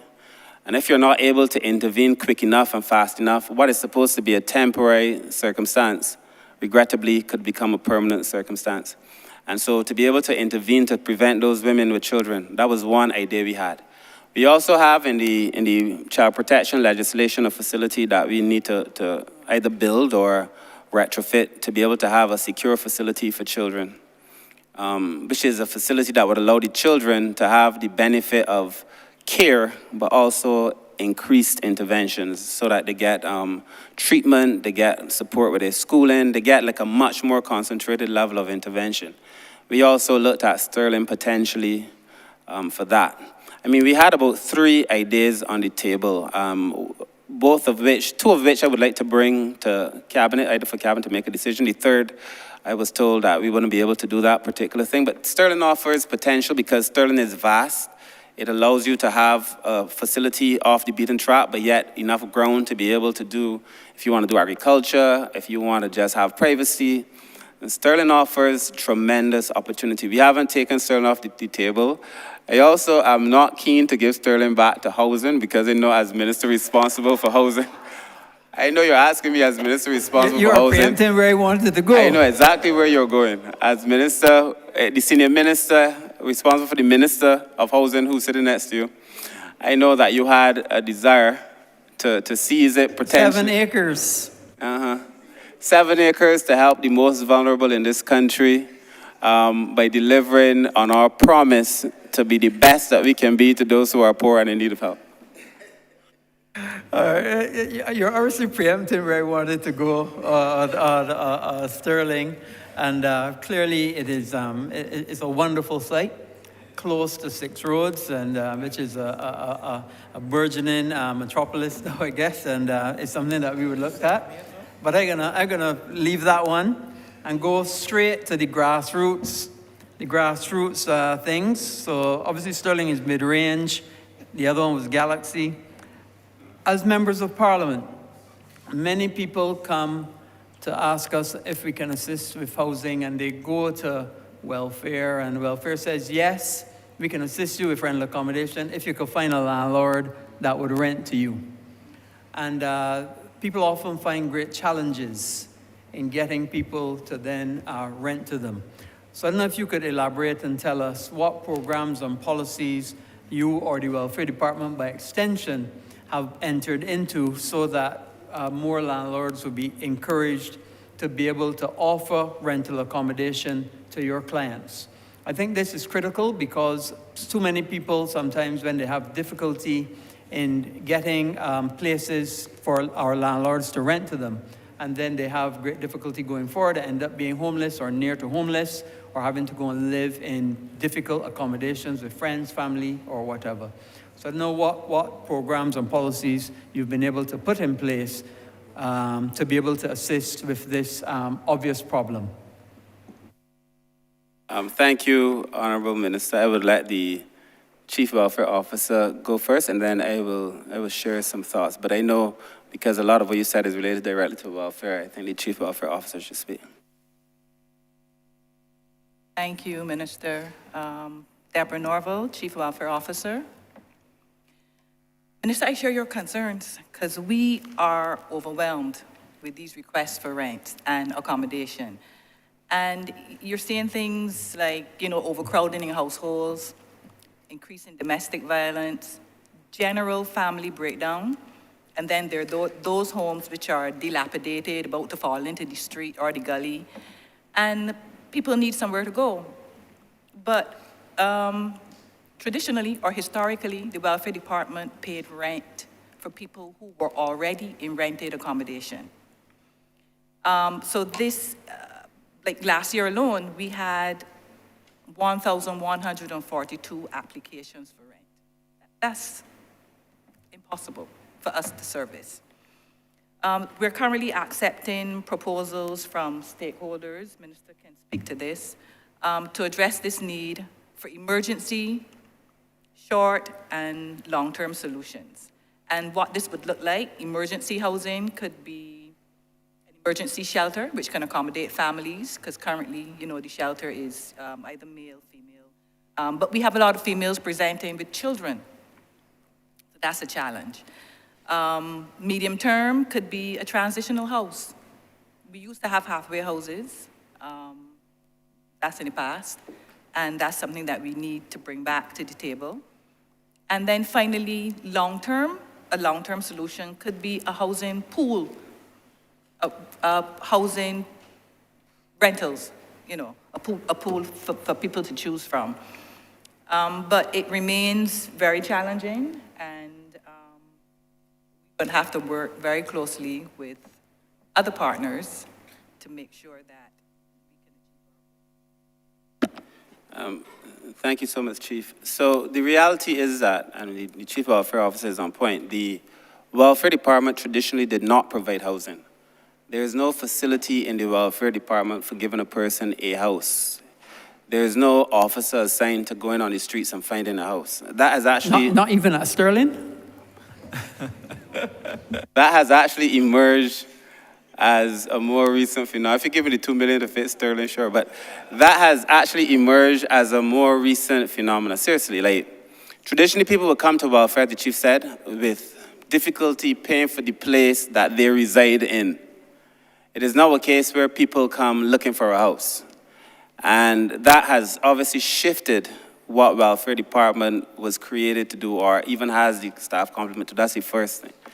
The second thing is that in this regard, the welfare department, though challenged, has actually provided assistance for a number of people. The chief spoke of the amount of requests, but not the amount of people and funds that actually went toward it, and I would ask her to give that number, but there have been a number of people who've been assisted with rents. Now, there is a common conversation that I hear all the time where people say that, they've been trying to find a place, but the people don't want to rent to welfare because welfare stays too long to pay them. We rectify that. So people won't have a problem with the amount of time that it takes from welfare, but that's the common belief, But when you break that down, as I've tried to do on several occasions, when you break that down, oftentimes when people come to me and I say there's never been a time where publicly I've been asked a question about a person who is trying to get a house publicly. No. And when I go to the welfare department and I go back, the reality is always different from what is said. Many times there are people who say that the landlord won't rent to them because they don't want to take money from welfare. Many times the landlord won't rent to them, period. And landlords are often very afraid of welfare clients. There are many landlords who've told us that, people who come from these departments destroy their housing. I actually have a colleague who asked me very recently about one of his persons and payment of the rent. And when we checked, the rent was paid up to date. It was paid until December. And it wasn't a case where the welfare hadn't paid the rent, but the landlord wanted the person out because they felt that the house was being compromised by the person out. I also feel that we have to do some training for the people we put into these houses, but that is also the reality. There's also the situation where, in many cases, people go to the press, they complain in the press and they complain for landlords. Many landlords have then backed away from renting, period, right? But where it is a genuine case of a person who needs the assistance and has a challenge with welfare, we've tried to have conversation to work through them, to give the client some support. We also have now a proposal that is coming to cabinet that the chief hinted at, which is where we're going to be looking. I think Minister Lane might be online. If he is, I would ask him to weigh in here as well, because Minister Lane would have done a lot of work on this. I hope he's online. But we had developed a situation where we had agents. We'd incorporate agents so that the person would then, instead of dealing directly with the welfare department, the person deals with an agent who acts on behalf of the government, but they may have greater comfort. Many people we found have relationships with other people and could get house rentals better than we can. We ran an ad during the height of trying to find people for ELSA. We ran a full-page ad. We ran an ad twice. We encouraged people to come forward. We made it very clear in the ad it was not the welfare department, it was the ministry. And we encouraged people to come forward and that, the monies would be forthcoming. And the response to that was so bleak. People didn't want to come forward to rent their houses to other people. And we had upped the rent to about $2,000 a month. Now, a $2,000 a month, $2,500 a month market is not necessarily looking for a welfare client, and that's the truth. And therefore, there's some conversations that we have to have. No, having said all of that, so yes, we recognize the problem. 2, we've put a solution in place. And 3, there are mitigating conditions. But having said all of this, the truth is that there are just too many people who are coming to welfare, who live in a house, who just getting put out, if I could use the phrase, put out for all kind of simple things. So the easy thing now is to say that 2 people in a household not getting along, you put out the person in the middle of the night, welfare department has to find it. But welfare does not provide housing. Ministry of Housing is responsible for housing for the state. Welfare pays rent on behalf of people who might need rent. Welfare doesn't even build houses. So I'm just saying that to say that when people get put out in the middle of the night and come to welfare for a house, and people get put out in the middle of the night and come to welfare for a house, there's no house. And that we have to go back to the Ministry of Housing and ask for housing, and in cases where there are houses, we've been able to get a few, or we have to go to the private sector and ask for a house. But it is a very difficult situation. Thank you. Thank you very much, Minister. Clearly, you're obviously on top of the ministry and covering all of the various angles. And I look forward to continue to see the programs, and maybe I'll get an opportunity to come back on another. Thank you. Sorry, sir, the chief just wanted to give some of the figures for rentals, if she may, please. Yes, sorry. Right, so I just wanted to add, because the minister had said I didn't mention the cost. But I had said we had over 11, no, that was for rent. We had, in 2020, 130 persons on private rents. and now in 2022, there are 291. We would have spent $1.7 million last year, and up to December 2022, we have spent 1.3 million. So it's a significant amount of money that we're spending in rent every year. Thank you.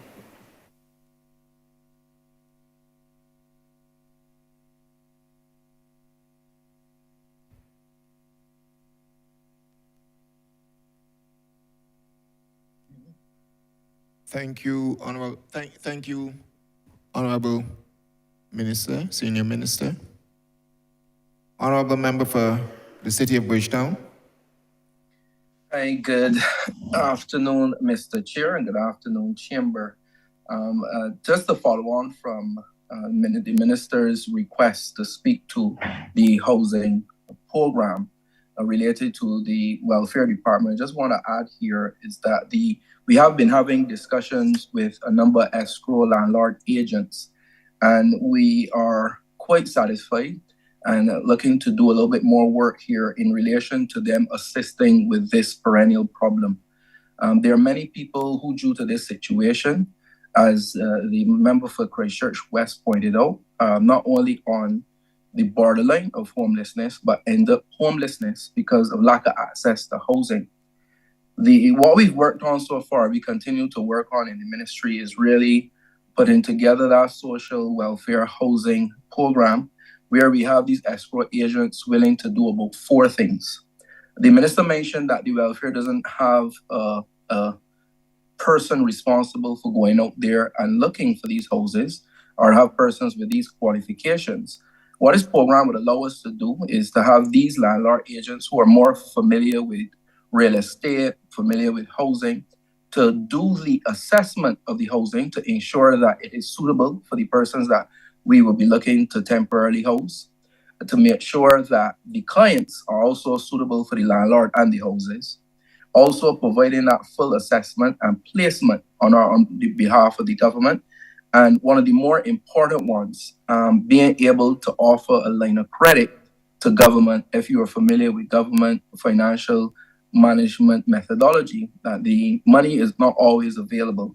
So if you understand the problem, you put the problem in context, you would recognize is that sometimes it's not welfare not paying because it doesn't want to, but because sometimes you have information not being submitted by landlords in time. Sometimes you have mixed up with just account numbers. Sometimes you have a case where you're waiting on a financial warrant, etc., Mr. Chair. And what this allows us to do is to allow these escrow agents to provide that landlord with a line of credit to give them that comfort, and also to ensure them that we have a more amicable relationship with landlords and allowing for our citizens to be housed. But the minister is also absolutely correct that the welfare department is not a housing agency. So I believe that even if we are able to achieve this in the short term, the medium term has to be a relationship with the Ministry of Housing to be able to take on housing persons. And this administration, as many would know, have already embarked in the housing resolution, seeking to increase the number of houses that be accessed to our people.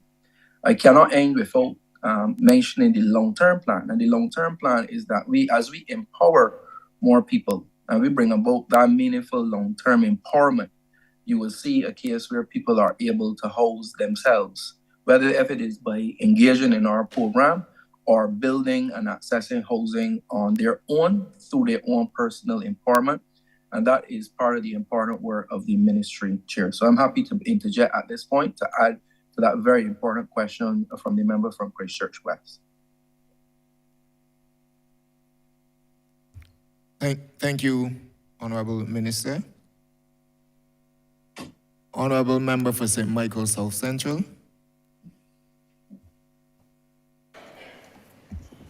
Thank you very much, Mr. Chairman. Minister, I recall that when you were last in this place on this occasion, we had some very robust discussion and engagement, and I remember remarking that I wouldn't say that it was my favorite ministry to engage with in these estimates, because then others might feel away, as we say. But it was definitely one that I enjoyed, and I am very encouraged by the progress between 1 year and the other that has been made. Not necessarily having reached the ultimate destination, but I think we have to be grateful for progress and to be able to see that the ministry is listening to the people of Barbados, and I feel encouraged by that. I have some very simple questions. The first, Minister, in reference to the One Family Program, and through the course of the discussion so far, you mentioned that the last poverty study suggested that 1 in 5 people were poor, and therefore that meant that 4 in 5 are not. I'm not so sure. You're doing a study now, but any poverty study of this nature, survey of living conditions, household budget survey, all of these things, it's a snapshot, right? And it tells you what's happening at the moment that you administer the survey. And by the time you finish and you hit send, something else is happening, right? So we need not just new poverty data, but also to understand, as you said, transitional poverty. I can be not poor today, and tomorrow, it's a completely different situation. I'm reminded of a friend and constituent from Beals Gap, Minister, which is close to you, who worked, I don't want to say anything that's too identifying, but who worked in a physical capacity for many, many years. And the last time I had engaged with him, he was in his shop doing some work. And again, as we say, quick so, I saw him again, and he was an amputee and was no longer working. And I had to work with him to navigate these services that he might need. But also I wanted to ask you, and I'll come back to the matter of services in a different question, but what is the effort to really understand the very rapidly changing circumstances of people? What is the effort to use administrative data that you have so much across all of your departments in that ministry that you just get through an intake form or when somebody tells you something about their circumstance, and to be able to feed that into a data management system so that alongside the poverty study, which you can only reasonably do max every 5 years, you have this ongoing data that you're monitoring. Agreed, Honourable Member. We have the ongoing data that we should be monitoring, because there is, as you said so rightly, there is so much information on the ministry, and I think I'll let Mr. Pollard speak and Ms. Gibson speak so they could get ready. But, so the first is the poverty study. Every 5 years is not enough, and I take your point that what was relevant in 2016, given COVID, and given all the other things, may not be so relevant in 2023. That's the truth. That's the starting point. And so we need to get these statistics. That's why we're pushing so hard to get the poverty study. And we're going to do the poverty study this year, for sure. We're already very engaged with CDB to be able to do it, to get that snapshot. Then you're right, because even I found with the last poverty study, if I'm being very honest, and the one before it, the information came in. So you have the raw data just there, but it wasn't used, in my mind, to inform policy in the way that you should use data to inform policy. So when we created it, when we did the poverty study, we got the information and we kept it. And we used the numbers to say, back then it was 13% of the population was poor, and then by 2016, or whenever we did the last one, almost 19% was poor. We recited the numbers, but we didn't use it to inform policy. So even when we had done a specific instrument to give us the data, we didn't use the data for policy. And I say that to say, where there's other data equally relevant, but we didn't use a specific instrument to gather it. And regrettably, in many cases, we were not using it to inform policy. And that's just the starting point, which is the truth. However, I know the ministry is now working on a database that would allow us to have quicker access to the information so that the data is there. We can then use it to determine trends. We can use it to do some extrapolations and different things. And that's the conversation I've been having with the ministry. I also feel that we need to strengthen the Bureau of Social Policy. And as the department that I think is best able and best suited, working with your former ministry really, and statistics and the economic and, well, it could be economic and social research, depending on where we're going, but that unit to be able to just make use of the data. Now, the ministry has a lot of data, education has a lot of data, health has a lot of data. There's so much data in the government just sitting there. And you have to have people who are curious about data to mine it and to be able to use it for decision making. And I think the government has to have a more scientific mindset. I mean, this is just the reality. You know, this idea that you can make policy on I got a feeling those days are long past, and therefore we have to use evidence-based and make evidence-based decisions. That is why I hope the system that we're creating would allow us to have quick access to the data. But if you don't have that mindset, if you don't say to yourself, I could do so much with this information and get excited about it, you know, and I think that perhaps we have to have some training programs for people who then could see what is possible with this data. Because I remember when I was then coordinator of the first poverty study before I think Lee Rose came after myself. But when I was first coordinator, we had met with all the different departments. So we created a national assessment team called the NAT, you know very well. But we created the NAT, and the NAT has different players from different government departments and private sector departments and so on. And the amount of information that people would have at their disposal at every single meeting would be so tremendous. And then in my mind, I would be like, what a waste, because you have all this information. Now, my nerdy side is more, you know, I get excited about these numbers and then nobody else in the room is excited. And I just find a way that we have to find a way to be able to use this data meaningfully. So you are absolutely right. First of all, the numbers from the last poverty study, given COVID, probably have very little bearing now. That's why we're doing the current one. And then in relation to this information that we have, in terms of how we should be monitoring and evaluating and using it for information making, we have not been, but we will be. And I don't know if Mr. Pollard or if Ms. Gibson would wish to add something to the question. Good evening to everyone. Andrew Pollard, Coordinator, Poverty Alleviation and Reduction Program. Honourable Member, you are so correct, and what the Minister said is correct as well. We are data rich and analysis poor. We have a lot of data, but we don't seem to use it so that we can formulate the policy we need to formulate. And you're correct also that the poverty study is really only a snapshot at that particular time and period. So the ministry has developed what we call the eligibility score sheet.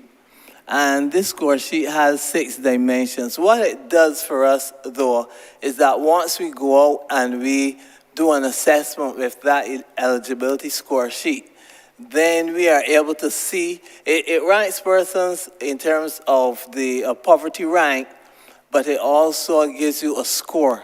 Now, the poverty rank really ranges from non-vulnerable to extreme poverty. And what we use that for, particularly in the Strengthening Human and Social Development Program, is to be able to gauge or monitor where persons have started. So we have the baseline information, and then we move from there to monitor midterm and such like. That we think is a pretty good tool to help us see how persons are moving either deeper into poverty or out of poverty. At least it tells us what their poverty status is, not only at a particular point in time, but over a period of time. So that's an important tool that the ministry has adopted. Well, not really adopted, because it was really designed by the ministry, taking into consideration the nuances of our situation in Barbados with respect to vulnerability and poverty.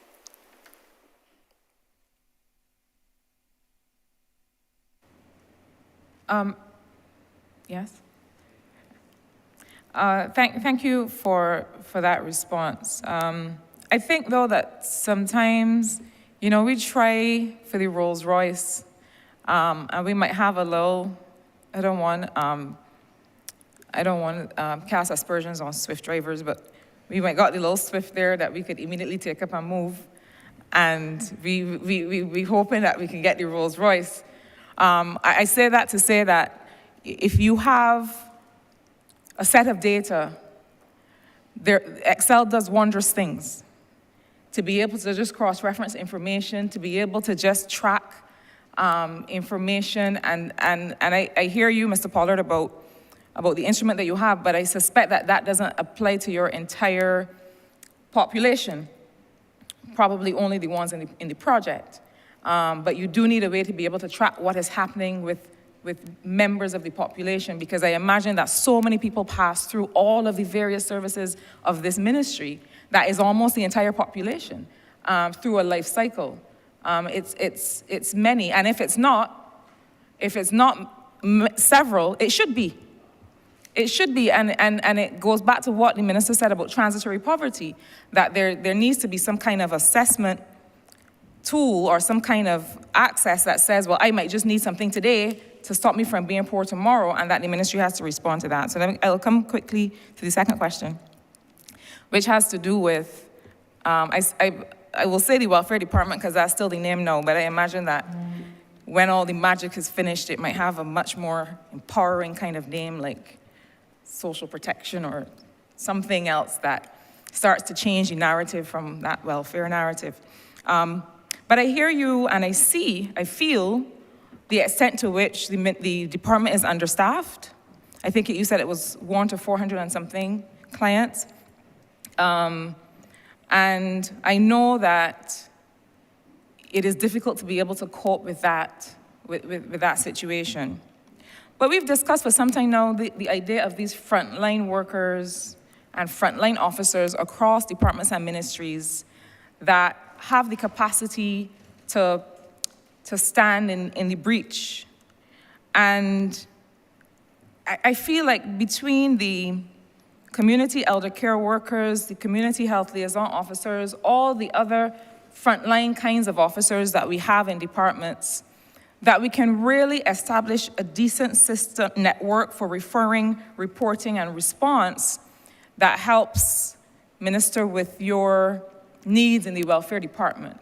So for example, there are community elder care workers and other workers, and I'll give you a specific example.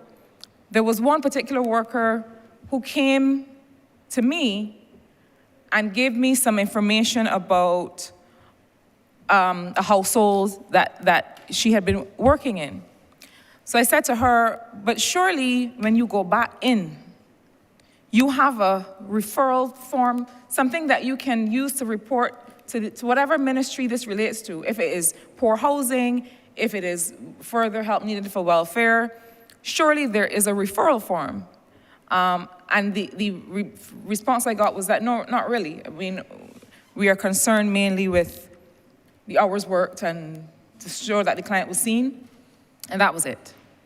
And I feel like we're missing the opportunity. Government is investing resources in these different programs, rightly so, but I don't think we're using them well enough. And I wanted to hear from you, what is the intent to be able to have that network across all these frontline officers? It's not just welfare officers we have. We have lots of different frontline officers that can, at the very least, take a report and make a referral to a relevant ministry, and there has to be a network for that. I want to hear if there are any plans for that.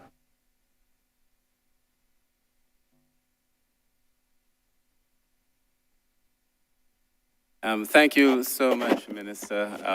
I would ask Andrew Pollard to speak to what we're doing, some of the work in the amalgamation, and I would then let the director, the chief welfare officer, perhaps speak about some of the work that she's now doing with additional social workers that are helping with cleaning that list, and also with the 24-hour system. But perhaps, Mr. Pollard, you may wish to say how the amalgamation addresses this.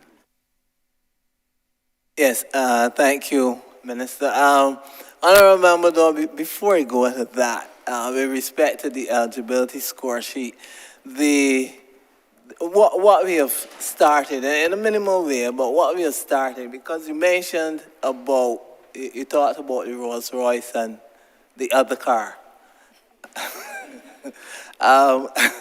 So what we are doing is we are moving towards having every organization, every NGO or FPO that interacts with the ministry and indeed across Barbados utilize the eligibility score sheet.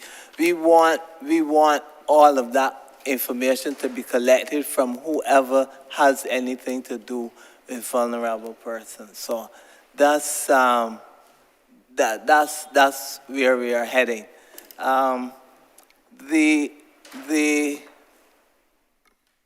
The other thing about the other question you asked, if you could refresh my mind a bit. So let me answer the question. So we're heavily in the process of doing an amalgamation, as you know, right? We're bringing together Welfare Department, National Disabilities Unit, National Assistance Board, and Child Care Board. Each of these agencies have social workers already. And it's one of the reasons for the amalgamation is that we felt that there was some repetition and duplication in some effort, but also we could get greater returns on our little investment by having these social workers be able to go and do, help out in the agencies that are more under pressure. So we've already started that with the officers that were in the strengthening program. There were about 20 social workers that are now helping the welfare department to clean their list, going to the families, each of the families. So this is not welfare officers, this is just additional social workers. And then we'll get to your bigger point, which I think makes a lot of sense. But taking these social workers and having them go to the various households, because I would have said in public that we have 6,000 plus persons on the list, but we don't know, really. We haven't done a full assessment lately where we physically visited and seen who needs to be on the list and so on. These additional officers are helping us to clean the list, to tell us not only the conditions of the initial person, but the conditions of the household. So if it's an elderly person, if the house is falling apart, to get more relevant information, and then to come back in and use that information in the full system, so that then the persons will get the benefit of, if it's a child needing help, so that, where you mentioned a referral, the persons are in the system so that child care welfare, NDU, NAB, all in the same place, and then those matters are addressed in one location. And that gives us that particular benefit. The other thing that we've asked, and Nicole Daniel may wish to speak to this, the other thing that we've asked is that we have now a set of officers who are on a hotline, basically. And as you call in, they are not only going to take the information and refer it, but we've gone further. They're going to take the information, do the assessment form, help with the determination, and then when that information goes over, the officers don't have to go and do the work because the work would already have been done for them. And this takes a lot of the pressure off of the welfare department. Now, in terms of your larger vision, which I think makes a lot of sense, because we already have people who are there, A lot of the community development officers know, the youth commissioners may know. Where I feel the best value is for the minister, and where I feel that we are not being served, where we're underserving ourselves really, is the NGO sector, the community people. The people who know, the people who live in the communities, the community groups, and so on. And there has to be a system where we could either give them some training or use of the form and develop a system based on trust so that we have the benefit of their knowledge and their expertise, right? And a much wider reach. The public service is, and I've been a public servant for a long time, so I know very well. The public service is, in many ways, is very protective of its space, as it has to be. They're the ones who are given the audit at the end of the year. They're the ones that politicians often chastise publicly. But I feel we have to build a relationship with the minister, the honourable member for St. Peter, his third sector. In many ways, the churches, those groups, and give us the information that we have it there in a way that we can be able to utilize that information. Is one area where I think we could do a lot better than we've been doing the churches, but also I feel like many people who are on blocks and so on, I just feel like we gotta be real about this thing. If we intend to make a difference, we gotta be real. You could walk in, Mr. Lane is on call, we were in Haynesville one night with the Honourable Member for St. James South. And we were doing this thing where we go on nights and we talk to people, and the amount of information that just came up in that conversation from just regular folk who telling you exactly where the issues are, what they want to see. I mean, we believe, as I know you believe, that people often have the solution to their problems, They just need the resources to get it done. And so to bring those into the equation, but to build that situation where either be through training or through a system that is more trust. And then lastly, Minister, in the amalgamated entity, right now the system is that people have to come to the Child Care Board. People have to come to the Welfare Department. People have to come, and all these places are centralized one place or the other. In the amalgamated entity, we're going to have what we refer to initially as satellite offices in the various, so hopefully there'll be one in St. Michael South Central and one in St. Michael South. But like a satellite office where you could walk into this building and get all the services of the ministry. But the officers are not only supposed to wait for people to come. We're going to have agents whose job will be to go out. And as they walk the community to collect the information so that the model of waiting to serve changes to a model where you go out and serve. So that's the direction that the ministry is going. Thank you, Minister. My last question, again, is very, very basic one that relates to your last intervention, which is really about process and service expectations, service standards, menus of services for across the departments. Because the truth is that, you know, for a small island, sometimes this country can feel very difficult to navigate across a range of sectors, to be honest. I mean, I tell these stories sometimes. I started an NGO in 2005, a health advocacy NGO. And the reason I started it is because my sister had been diagnosed with cancer. And it was so difficult just to understand and help her navigate the various things you had to do and who you needed to find. And, you know, it really can be burdensome. And I feel sometimes that people who are already vulnerable and feel a little bit tired of life really just don't have the wherewithal to do that. And so even for me sometimes in trying to guide the people who I serve in St. Michael South Central, sometimes it's not always clear. And some of your officers are probably familiar with my phone number, for good or for bad, because I always have questions. I was listening to Mr. Hollingsworth talk about the things that the disability unit is doing. I had no idea that I could refer somebody for that kind of support, although I gather that the resources are probably a little bit limited in terms of how many people you can serve. But I just wanted to know, and really perhaps to talk to me. I have a friend who used to say, talk to me like I'm a 4-year-old. But to talk to me and the country through the chair about how can people understand the process, what they can expect, what is the menu of services available to the clients of the ministry. I don't expect you to say them all now like some kind of infomercial, but just to let us know how we can know, where we can find it, what we can expect, and especially and importantly in terms of kind of service standards and expectations. Ms. Gibson, you may wish to share on this one, please. Okay, good afternoon again. We have what we call a Directory of Social Services for both government as well as non-governmental organizations. In the past, this will not be the first version of it. We've had one before, but it's been a physical copy. So we've taken the initiative to actually make it an electronic database where persons, the actual organizations, they've entered in information about the services, the times of operation, what type of identification you may need to bring, what type of documentation you may need to bring to access the services, as well as a list of services that they will offer. So as I said, it's not only government services, but we've also reached out to NGO organizations. And this database, it is operational, it's just not open to the public as yet. We're aiming to have it open by April, which will be the start of the financial year. But one of the challenges here would be actually getting persons to enter information about their services.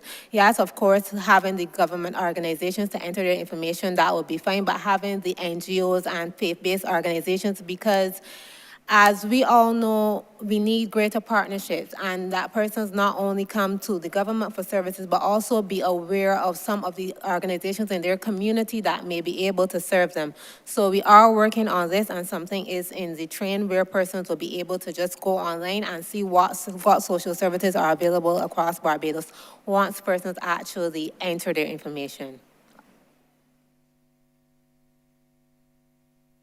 Then, additionally, the ministry, as you know, is doing this amalgamation, and I should have said at the outset as well, I want to thank the former PS, Ms. Springer, who is now the the PS responsible for restructuring, reform of social and economic ministries, yes.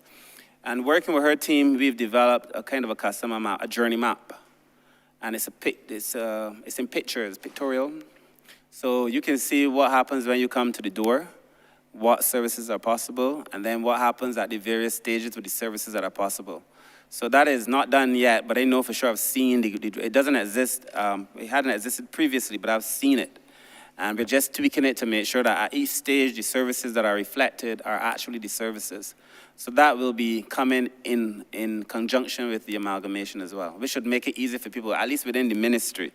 I think we need to have, as you said, though, more comprehensive things so somebody knows, because when you're dealing with one health issue, one social issue, normally, you're dealing with all of them. You know, you end up dealing with money issues, you end up dealing with child issues. It's just comprehensive. So we take the point, but we're working and moving toward that direction.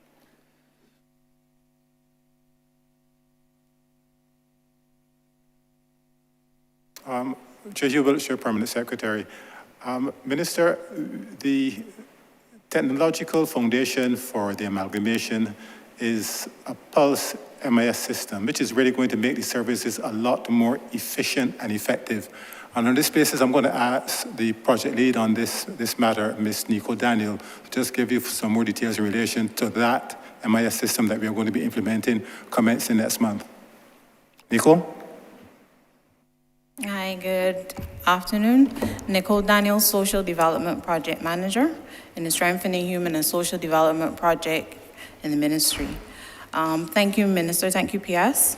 Yes, the Pulse MIS is currently in the implementation stage, where we are seeking to go ahead now as it relates to the pilot, where we will actually be entering information in a live way.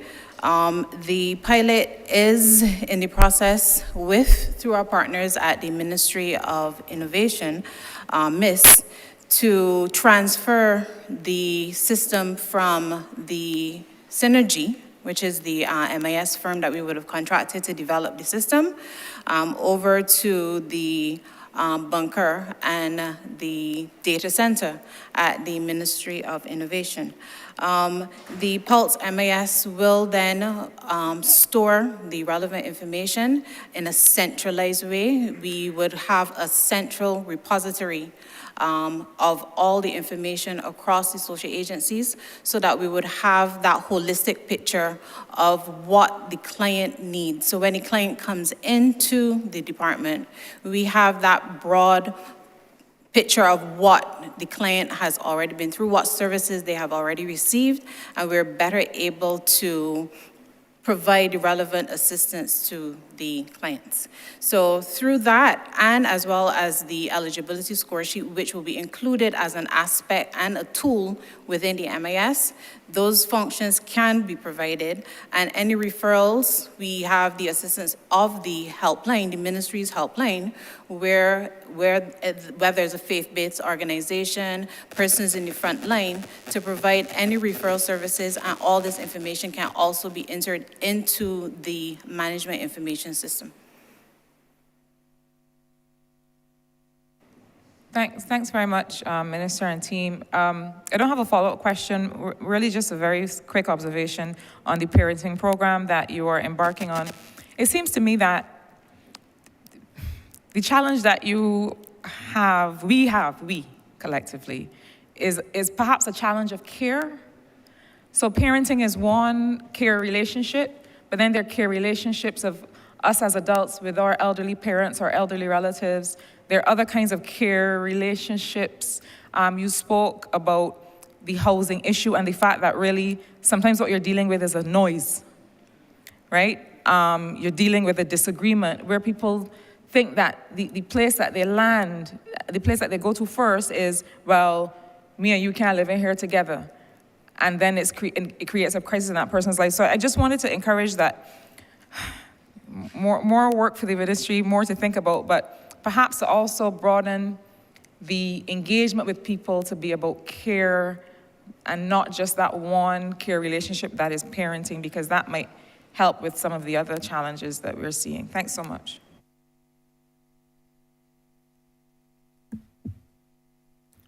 Thank you, Honourable Member for St. Michael South Central. Honourable Member for St. Philip North. Thank you, Mr. Chair.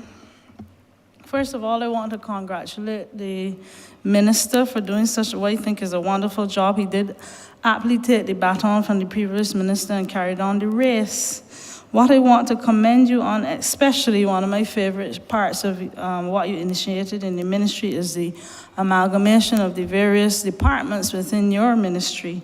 I think that is a wonderful idea, given myself the experience I would have had on more than one occasion.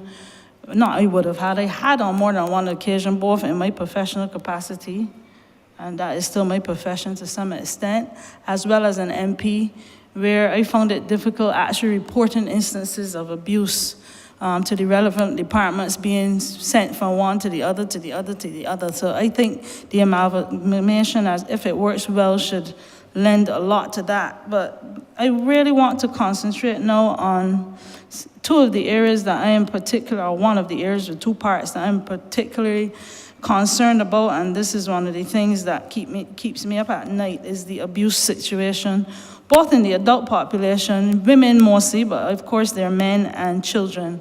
I am seeing in your briefing that, well, we know it's already on paper, mandatory reporting of abuse among children.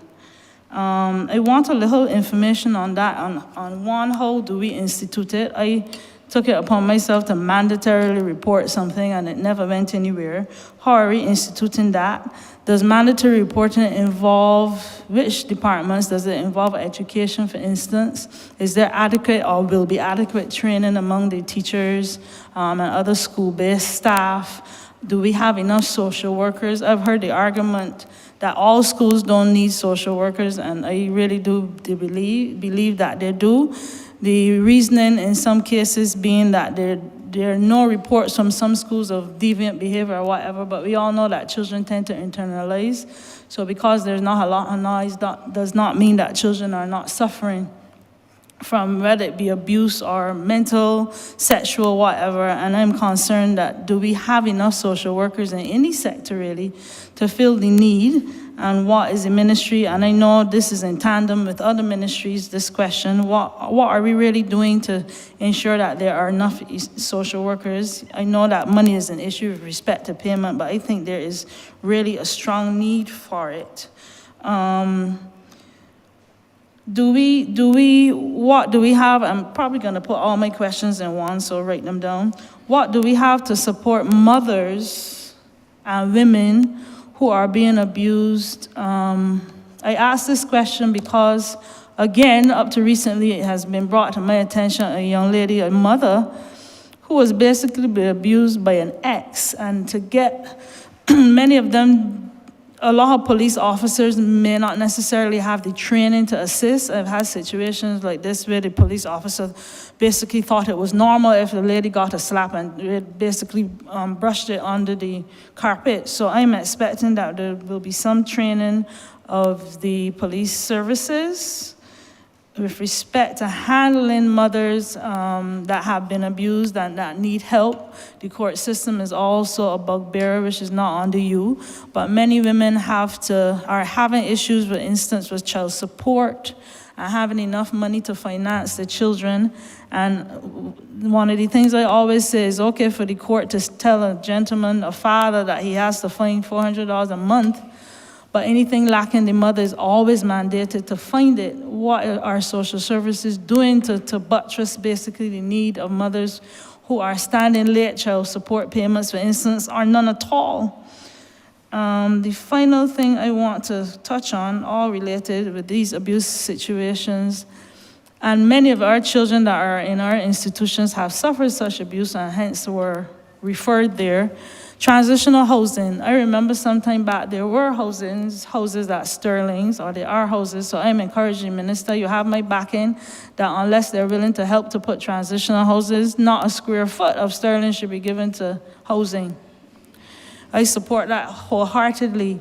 I left my father's house, I am too ashamed to tell you at what age, but I know if I were put out of a children's home at 19, there is nowhere on this God-green earth that I would be able to figure out banking and shopping and budgeting and who is who and which man would feed me. And you know how young people are. We cannot throw our children out to the wolves at 19 years old or even 20. I think there has to be a rebirth of the transitional housing situation, that these children can transition to basically be helped to transition into normal society where they're active members of society. I think basically this is all I want to touch on around the abuses. And yes, there have been reports that women who have been abused and gone to the safe houses have had instances or heard instances taken on good authority. In one particular case, the person in charge of the transitional house wanted the lady to leave because she didn't like how the children were acting. Children would be children, and people have a big problem at believing that children will be children. Children keep noise and children play, but what is a woman to do? 5 children, nowhere to put them other than this home, and is basically pushed out into the streets. Housing, and they hold them accountable to some extent. We have to, I think somebody brought it out early, we have to get an area or areas in our communities where these women can be housed and cared for. So with that, Minister, I think that has encompassed all of my questions, short and sweet as usual, and I look forward to your answers. Thank you. Thank you, too. I think the director of the Child Care Board or the chair of the Child Care Board, but the director of the Child Care Board, surely on the child protection legislation, please. Good afternoon. My name is Roseanne Richards, and I'm the director of the Child Care Board. The minister, in his preamble, spoke to the new child protection legislation, and what I would want to say is there's a section in that legislation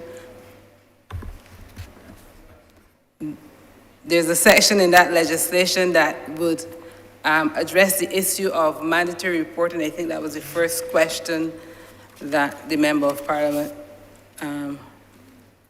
raised.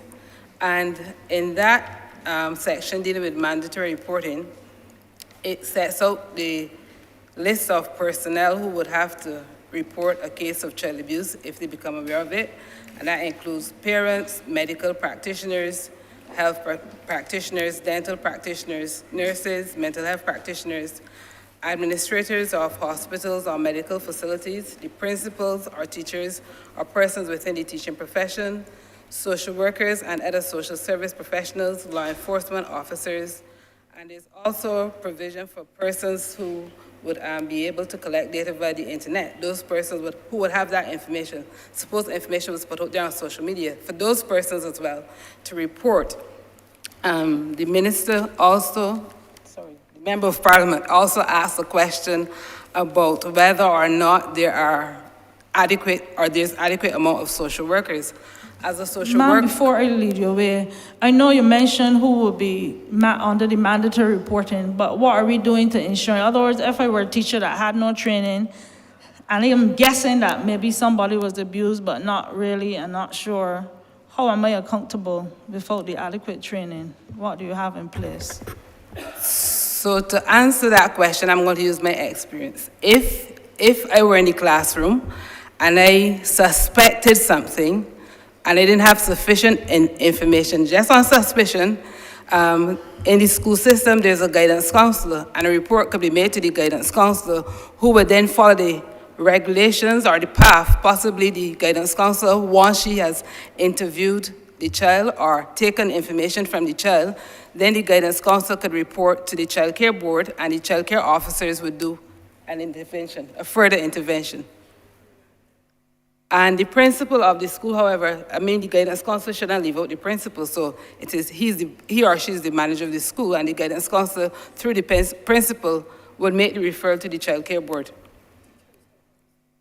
Just very quickly, we have actually already met with the Ministry of Education. So we met with the Ministry of Education, we met with their social workers, we met with the minister, we met with the chief, we met with all the staff.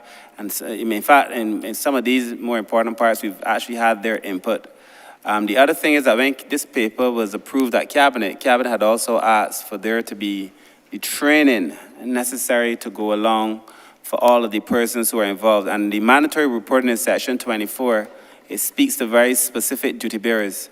And so we've already had the conversation with a lot of the duty bearers, including the Barbados Association of Medical Practitioners, including the Law Association and so on, and the police. So we've already started the conversation. Everyone has said that they want the training, and Cabinet has approved the paper with the caveat that there must be the training necessary to be able to execute the requirements in the bill.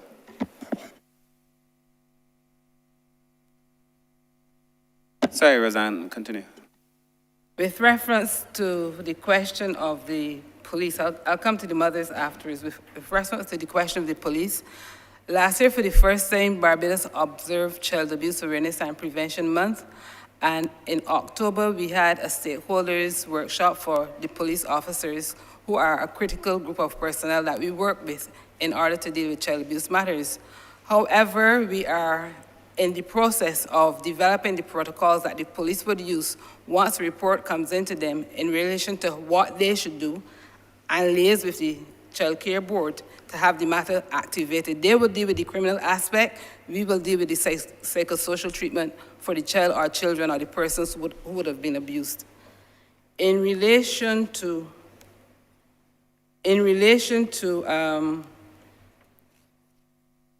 the issues pertaining to maintenance, I think the welfare department could speak to that. But normally when personnel come to, parents or guardians come to the child care board and there are issues of maintenance, what we normally do is we refer them to the child care board, or we refer them to the welfare department, or we refer them to the community legal services department, where they could get legal counsel and they could pursue the matter of maintenance by the court.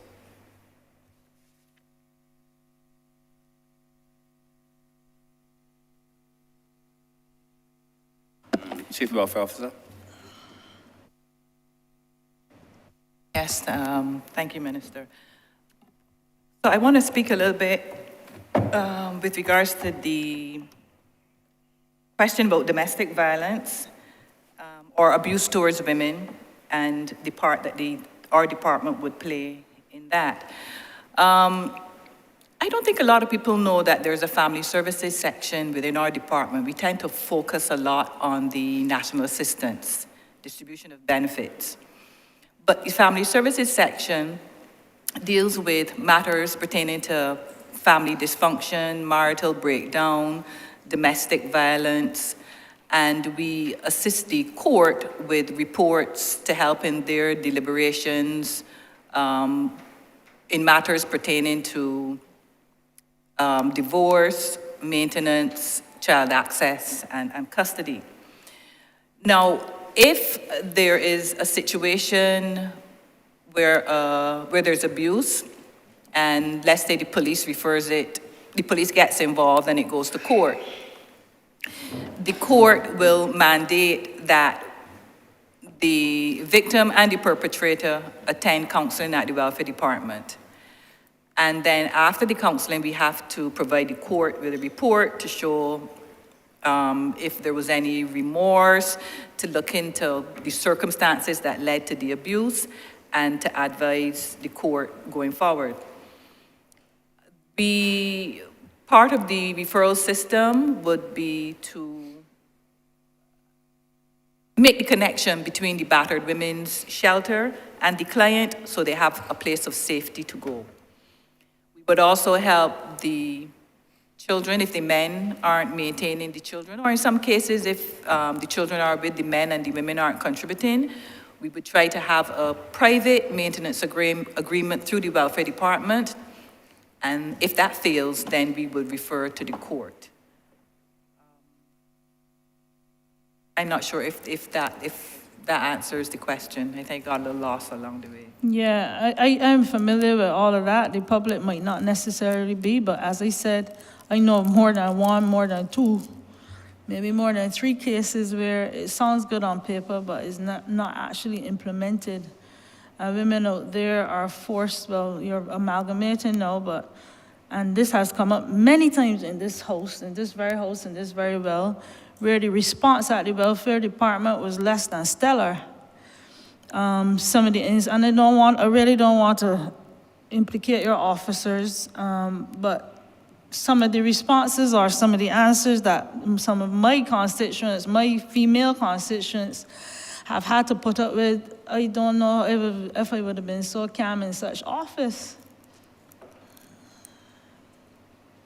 So I'm hoping that enough training will be put, and when you amalgamate enough training, because I assume you will still have welfare officers by another name maybe, but the training will be amalgamated, that the response or the sentences said to some of my constituents, there are actually women that are scared to go into the welfare department that tell me they would rather go down Bushel than go back there. And they say, as they say it. So I'm hoping that training happens with respect to your welfare officers by any other name, that some of these things, that women will feel safe enough to go to the welfare department to ask for help or any of your agencies. But you have answered my question.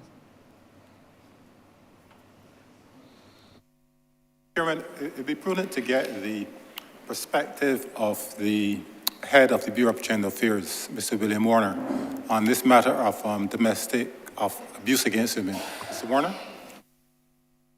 Thank you, PS. Honourable member, I share a concern about the domestic abuse. What we have done at the ministry, William Warner, Program Officer, Bureau of Gender Affairs. What we have done at the ministry, in terms of the Bureau, we recognize the seriousness of domestic violence and domestic abuse. For years, it has been fought, what I would term as in silos, where we had a lot of organizations, a lot of departments, ministries having their own initiatives. But in 2019, what we did, we established, through an act of parliament, we established the National Committee on Domestic Violence. And that committee is charged with actually creating a national work plan against domestic violence. We are now in the stage of looking at organizing the terms of reference and the work plan for that committee. And very shortly, we're going to meet our second meeting, is going to be convened very shortly. In terms of the Honourable Minister's concern about the counselling, and we have a lot of NGOs out there who are doing a lot of good work in terms of the counselling. For instance, there's the Advocates Against Domestic Abuse, and that is an NGO that's doing some very good work. They are providing counseling services, and they are actually looking to have another alternative to the shelter for battered women. Thank you.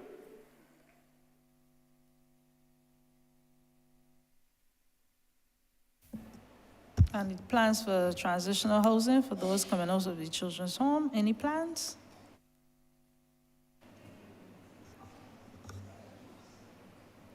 In relation to the transitional housing, what I could say at this point is that plans are afoot to establish a new state-of-the-art facility at Bullins in St. James, and they're hoping to build some transitional houses as well, so that persons attaining the age of 18, if there's no family to reunite with, those persons would transition to one or two of those cottages and live there for a period of time until they could move on their own. Thank you very much. Very pleased to hear that. I hope it does not end up like Sterling's transitional housing.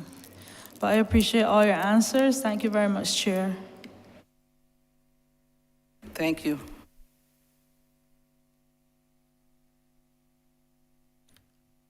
Thank you, Honourable member. Member for St. Philip West. Thank you, Mr. Chairman.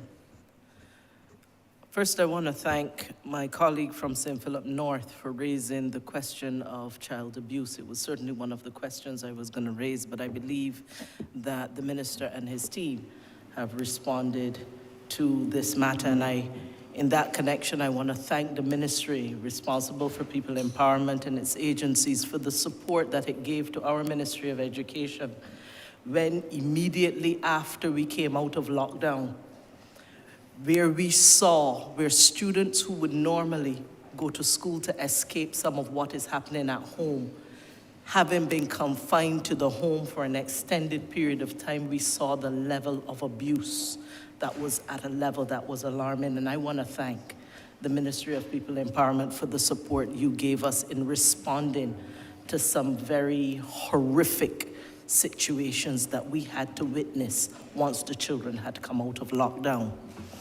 Now, we know that there are multiple threats that converge to leave families vulnerable and especially leave our children vulnerable.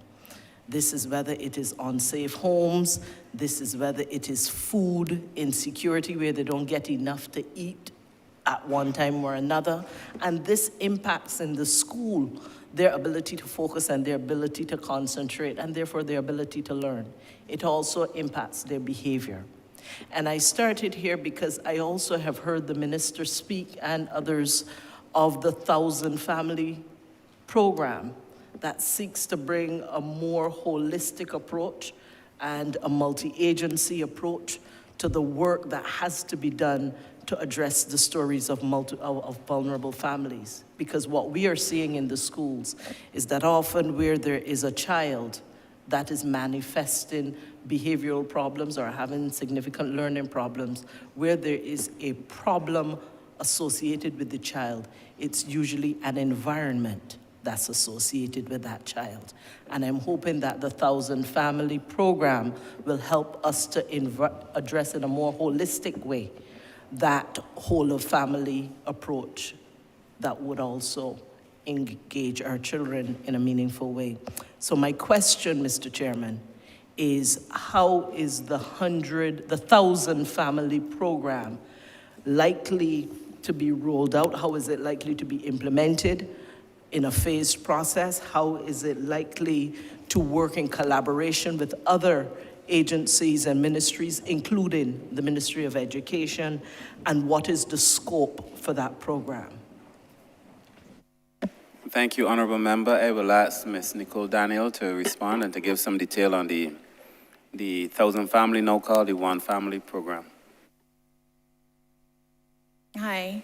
Okay, so we are all aware of what is happening around the world. We would have been greatly impacted by COVID, the economic and the financial crisis, the climate change, and other exogenous shocks that we have. So there are a plethora of challenges which exacerbate the existing social protection gaps that we face. However, despite the efforts, we have decided that we will introduce the 1,000 Family program, which is an extension of the Strengthening Human and Social Development program. Earlier, we would have mentioned the various pillars and noting that poverty is multidimensional. And being multidimensional, we have various pillars that we would need to recognize. And as a result, we need to also work with the various other ministries, including the Ministry of Education, where we have to seek to empower and enable our clients to help themselves.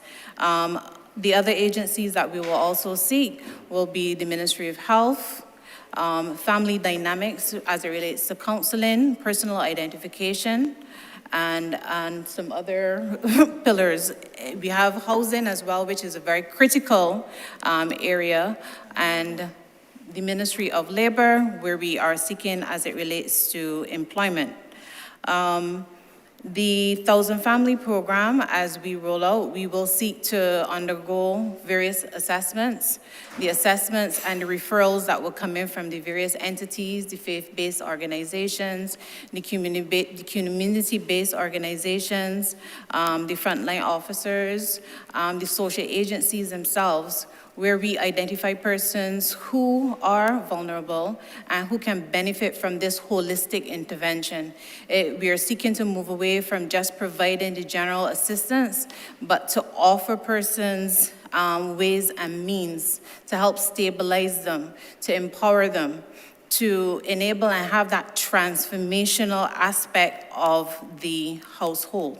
Having said that, we would have received funding through the IDB for the strengthening project.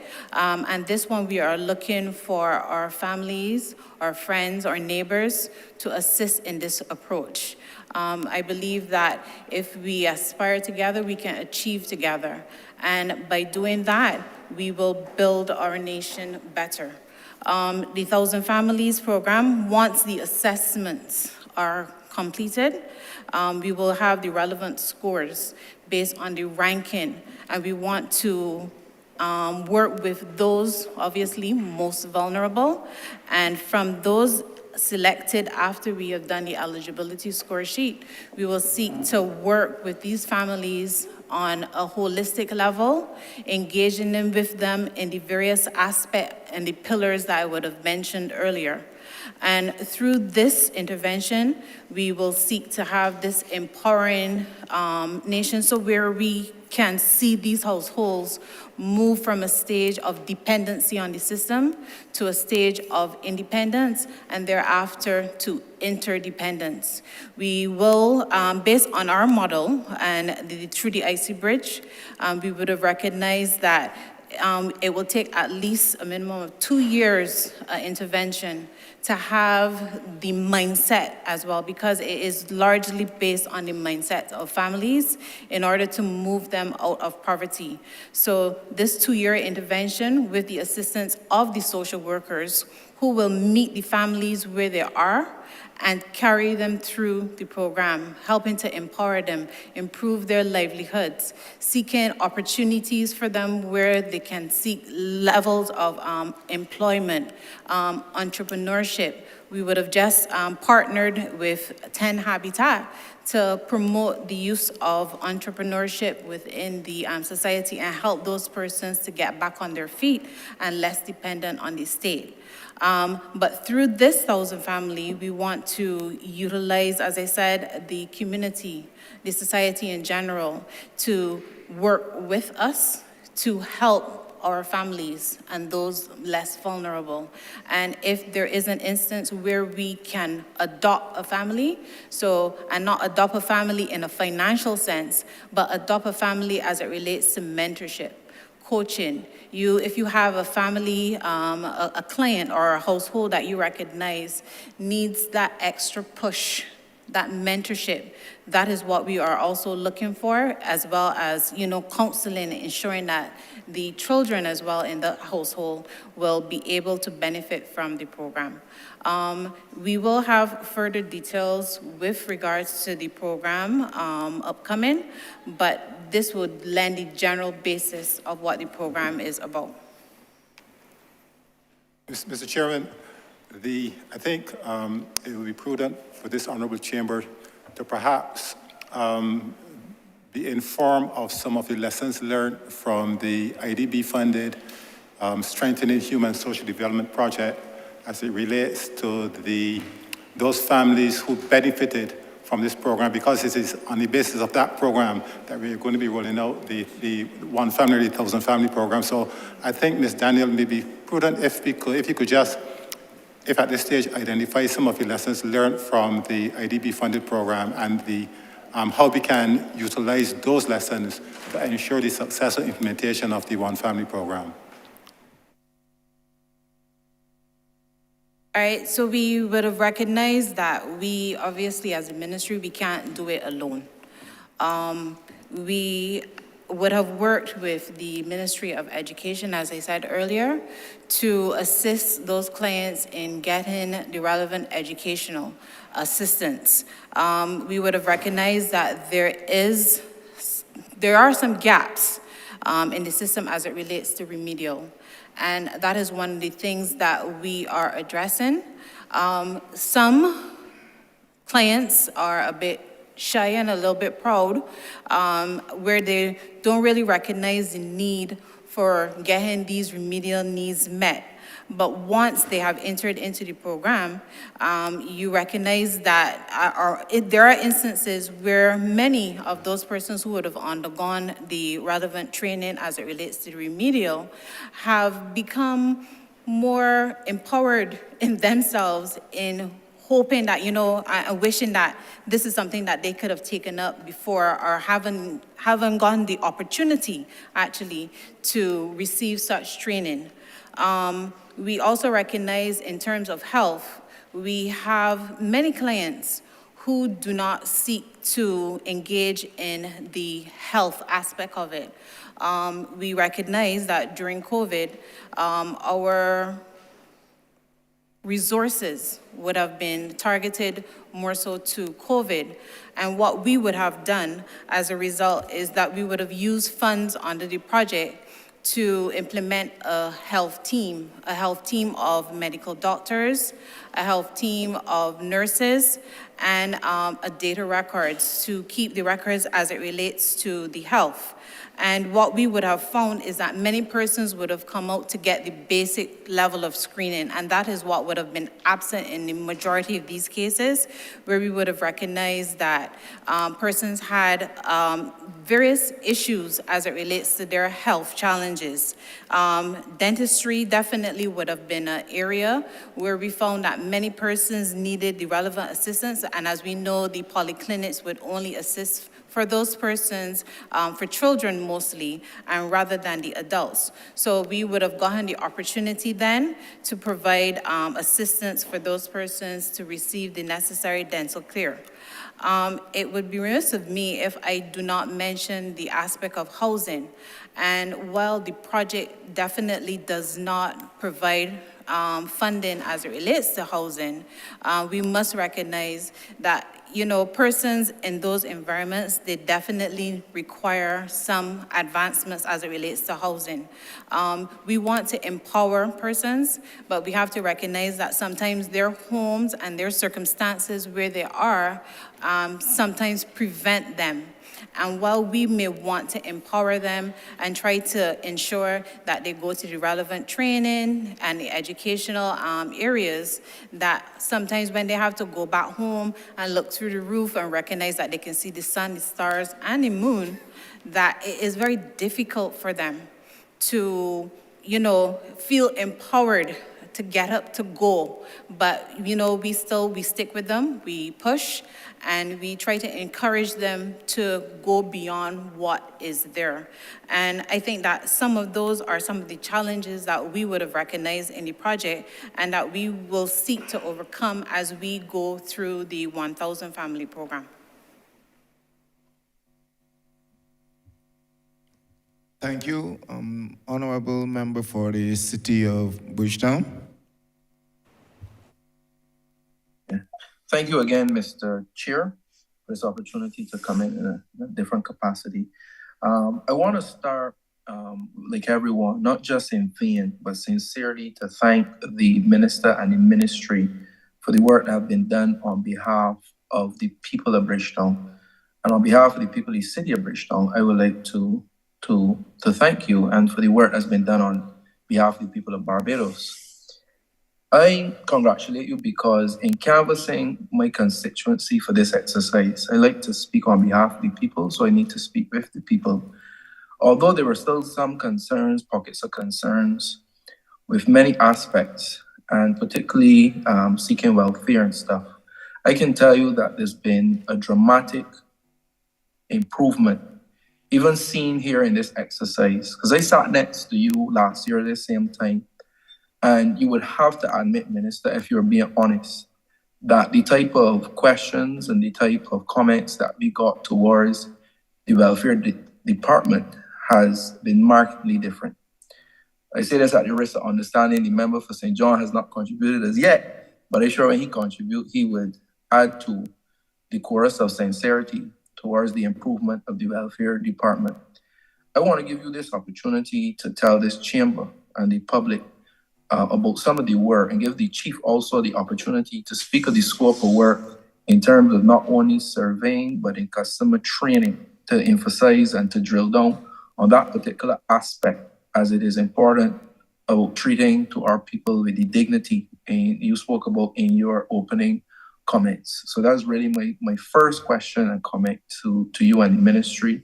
I'd like to hear particularly the work that's been done in ensuring that we continue to improve the service given to persons who are seeking social protection and empowerment in this country.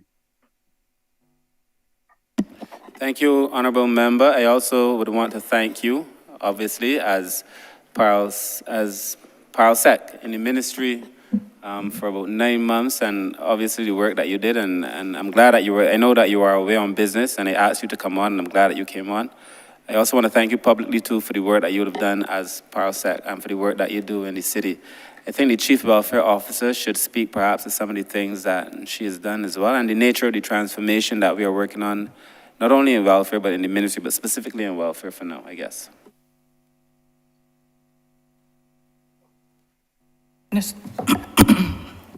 Thank you, Minister, for the question. Let me just share a little bit first about what we were able to do over the year. Let me just say again that COVID really threw us for a loop. We weren't prepared for it. We had just come out of the flooding, the freak storm, Elsa. COVID just knocked us upside down. And there was a tremendous increase in applications at one time.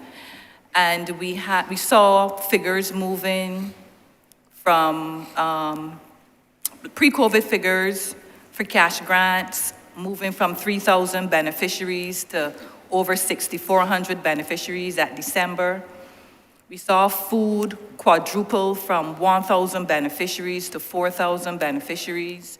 Private rents doubled from 130 beneficiaries to 291. Utilities also doubled. Burial assistance quadrupled from 30 to 122. And in between there, we assisted over 4,000 children with back to school clothing and supplies. We did all of this, the staff of the welfare department, with a reduced complement of staff, I should say, and amid these COVID restrictions. The staff embraced the technology and quickly made the adjustment to tele and video conferencing to interview, assess, and process payments for clients. There was tremendous pressure on the staff to service the increase in applications, and honestly, at this time, I would like to publicly thank the staff of the Welfare Department for the hard work and sacrifice that they put in over the period to ensure that the most vulnerable citizens of Barbados were lifted up. I would also like to speak to what we've done for the staff. I'm going to get to the complaints, but what we've done for the staff. Many of the officers complained of fatigue due to the sheer increase in demand for services and subsequent increase in assessments. During the period, the department received 511 referrals from external sources and 11,000 applications from clients. To address the issue of burnout, we embarked on a number of activities aimed at supporting the officer and improving coping skills. Officers received individual and group counseling in stress management and grief recovery, myself included. 10 officers are currently enrolled in the course Trauma-Informed Social Work to widen their skills in dealing with grief and trauma, which is quite appropriate given the increase in societal violence and the stress of coping during a pandemic. The department engaged the services of a clinical psychologist and a grief recovery specialist to offer mental health support to both the clients and the staff during the difficult period. We're cognizant of the complaints of poor service, continued complaints of poor service. And to address this, we underwent customer service training that was delivered to the officers, but the delivery was different from the typical approach, typical 101 customer service, no. We developed scenarios that could become problematic or present as difficult to handle. And through a facilitator, we were able to develop some scripts that would help us to deal with the difficult conversations. And it's not by rote. We don't want it to be robotic. So we want there to be basic tenets, which would be how you greet the person, you acknowledge the challenge that they're experiencing or what issue they're having. You say what you can do in the moment and what you are prepared or what you can do at a later date. You can refer it up to a senior level if the client is dissatisfied. And you want to leave the client with some hope that even if the assistance is not immediate, that we would get back to them as soon as possible given our challenges. Again, we wanted to be a bit more empirical in our, how we treated the customer complaints. So the ministry gave us a consultancy with UWI. A client satisfaction survey was conducted between April and May 2022. And it revealed that 61% of the clients sampled were satisfied with the level of professionalism shown to them. However, the speed with which client needs were addressed received a low rating of 32%. And again, this is heavily impacted by our human and financial resources.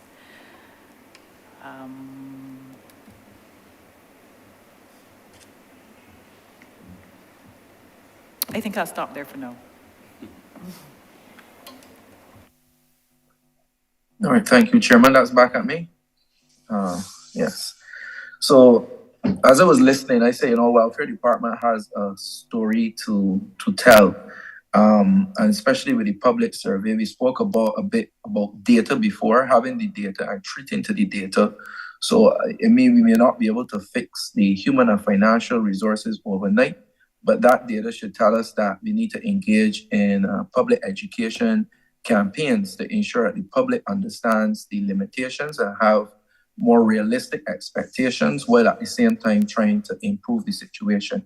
Because if someone is in poverty and someone needs, they may not necessarily be too compassionate about the issues on your side.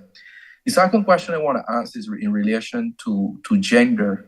As I sat there last year, I remember a question from the member from St. Michael South Central in relation to decentralizing the gender agenda, which is to ensure that we don't just have it in one ministry, in one department, but how each of our departments can treat to the issue of gender in the best possible fashion. I think on my own portfolio and the question being asked in relation to the crime prevention plan, and I had members of the media, the members of the influencers and the youth council, and they asked the question, what gender lens will really apply to this? And I was impressed by the question each time, because I believe that as we seek to implement policy through all of the various departments, that this is something that should be first and foremost in our minds. The last paper that touched my desk, as Parl said, was from the Gender Bureau looking at this particular thing. So I wanted to make sure that through you, Minister, and the Bureau of Gender Affairs, that they can speak to the work that's been done since last year, since the question was asked by the Honourable Member for St. Michael South Central. What are we doing to kind of decentralize and make sure that we have a more universal approach to gender sensitivities in our policies and programs? Thank you, Minister. Acting Director Gender, please.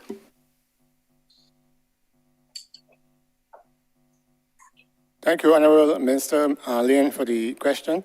As I alluded to at the beginning, the Minister has indicated that gender is a very small department, and our efforts to mainstream gender has suffered from some challenges due to that lack of the technical capacity. But what I can say is, as the minister also alluded to, we are under an arrangement with the government and we are on an arrangement to procure a gender specialist, and I'm sure that once we get that gender specialist in place, then we'll be able to do a lot of that work that is needed in gender mainstreaming. Also, I want to report, though, that there are some ministries who are coming on board in terms of gender. The Bureau has actually been involved in the conversations around gender mainstreaming in the water projects, and also the Ministry of Business and Energy in terms of incorporating gender mainstreaming into their electricity sector. So yes, there's a lot of work that can be done, but we are hoping, and I'm sure that once we get that gender specialist on board, that we can then proceed to do gender mainstreaming work that we should really be doing. Okay, thank you. And Sorry, Minister. I think Ms. Sorry, Gibson, go ahead. if Ms. Gibson could also add, please. Okay, so as the minister and my colleague would have said, we are aware that there is a need to strengthen the capacity within the ministry to address the gender agenda. So, well, in our work with the Caribbean Development Bank, we'll hire a gender advisor, and the work that would be done there would be to look at how we can incorporate gender not only into gender mainstreaming, but also looking at incorporating gender into our financial policies, our health policies, in order to strengthen the social safety net as it relates to the vulnerable groups. Also, the gender specialist would provide technical support across various ministries. So this gender specialist, gender advisor will not only be working with the Ministry of People Empowerment, but they'll also work across government to improve the gender mainstreaming in those ministries. Thank you. Good to go, Minister. Yes, that's on my end. Go ahead, sorry, sir. You might want to address the chair. Yeah, no problem. Mr. Chair, sorry about that. My apologies. My last question really is more towards transformation and thinking about things a new way. And through you, Chair, to Minister, probably through to the Director of the Child Care Board or Chairman of the Child Care Board. One of the things I'm seeing in this new portfolio is the looking at the angle of bullying and assault on younger persons, particularly in the school system. And there's a lot of frustration among those who are being bullied, parents, etc. And the frustration is broad, is wide, is deep, as they move between the police, the school, sometimes the ministry, etc. And when I think of care and protection, when I think of child protection, I am seeing scope for the ministry and the agencies really to assist in this as part of their mandate and part of the way that they can support children in our society. So the question would be to the minister, if you see scope for the ministry to kind of come in and join and collaborate as we address child protection from the angle of those who are severely bullied or in some cases assaulted in collaboration with the Barbados Police Service, the schools, of course, the Office of the Attorney General, Ministry of Education, and any scope, particularly with the Child Protection Agency, to actually get involved and assist for the many, many parents that reach out that feel almost hopeless in this particular area. Thank you very much. Thank you, Chair, and thank you, Minister, Director of the Child Care Board, and then the Chairman of the Child Care Board. Good afternoon, Rosa Richards, Director of the Child Care Board. The new child protection legislation makes reference to provisions to deal with things like cyberbullying, but I think the bigger picture is that there need to be a closer collaboration between or with the Child Care Board, the Ministry of Education and the school personnel, as well as personnel from the Barbados Police Service, because bullying is bigger than we probably anticipated. It is because of the number of different variables that interlock as it relates to the bullying. So you might get a situation where a child might be bullied for his lunch money, and if he doesn't give up that lunch money, at the end of the school day, it turns into a fight, and at the end of the weekend, something else happens. So I think that all the players, the school, the police service, and the personnel within the child care board, and possibly welfare as well, because there are different variables intervening. So we would all need to work together, put a protocol in place as to how we are going to respond to it and address it from that perspective.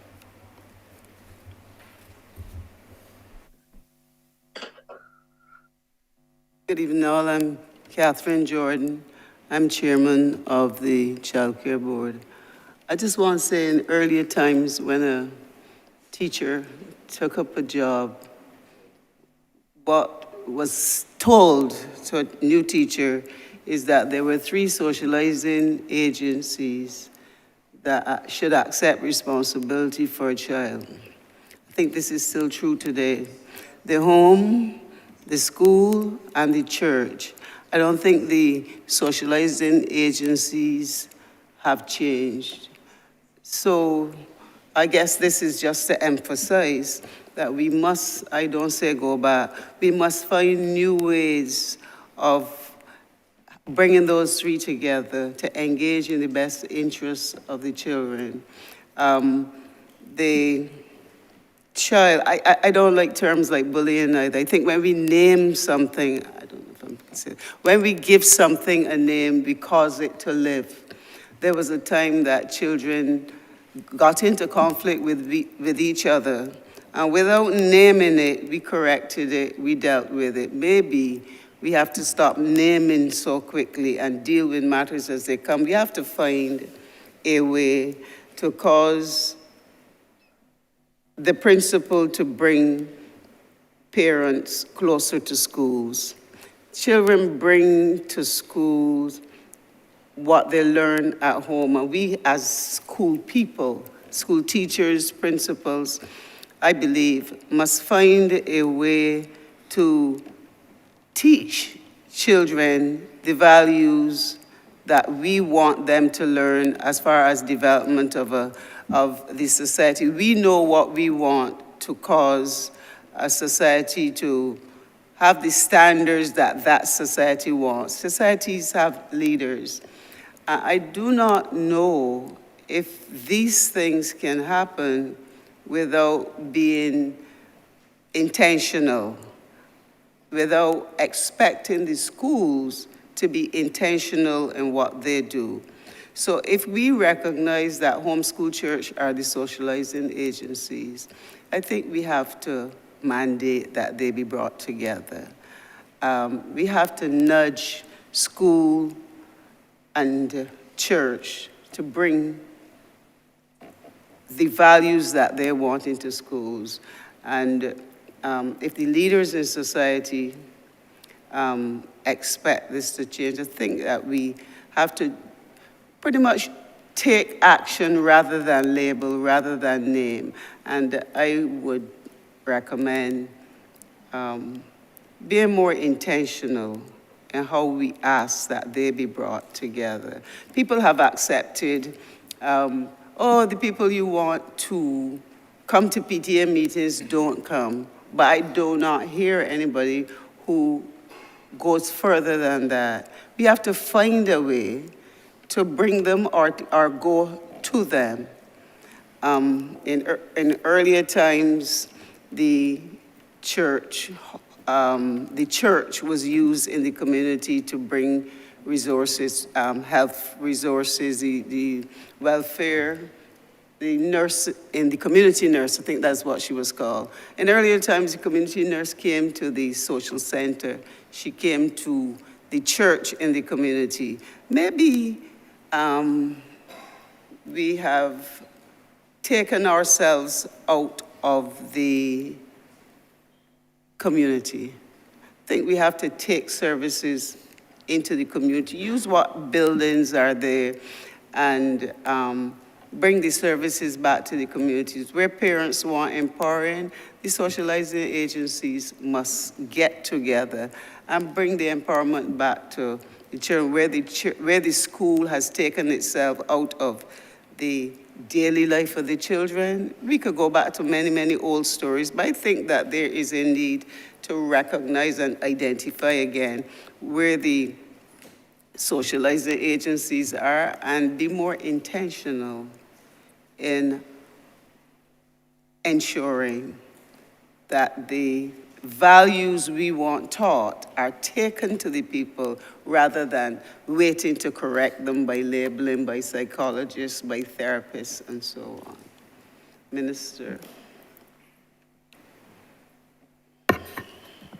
All right, Chairman, at this time, I'd like to thank you for giving me the opportunity to make this intervention, and I would like to thank the minister and his staff, and also the past ministers and past staff and leadership of the ministry.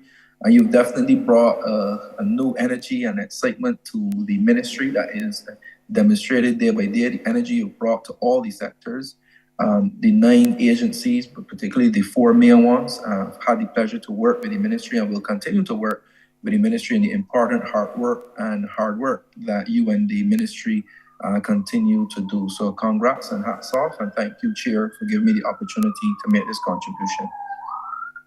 Thank you, Honourable Member. Honourable Member for St. Philip South. Thank you, Chair. I wish, first of all, to start by complimenting the Minister and his entire team for the sterling work they have been doing.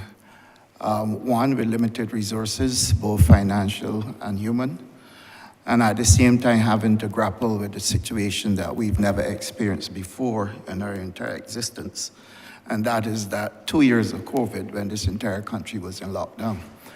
I don't think we can underscore enough the importance of an agency and ministry like People Empowerment, which really had to bear the brunt of Barbadian suffering during that period of time.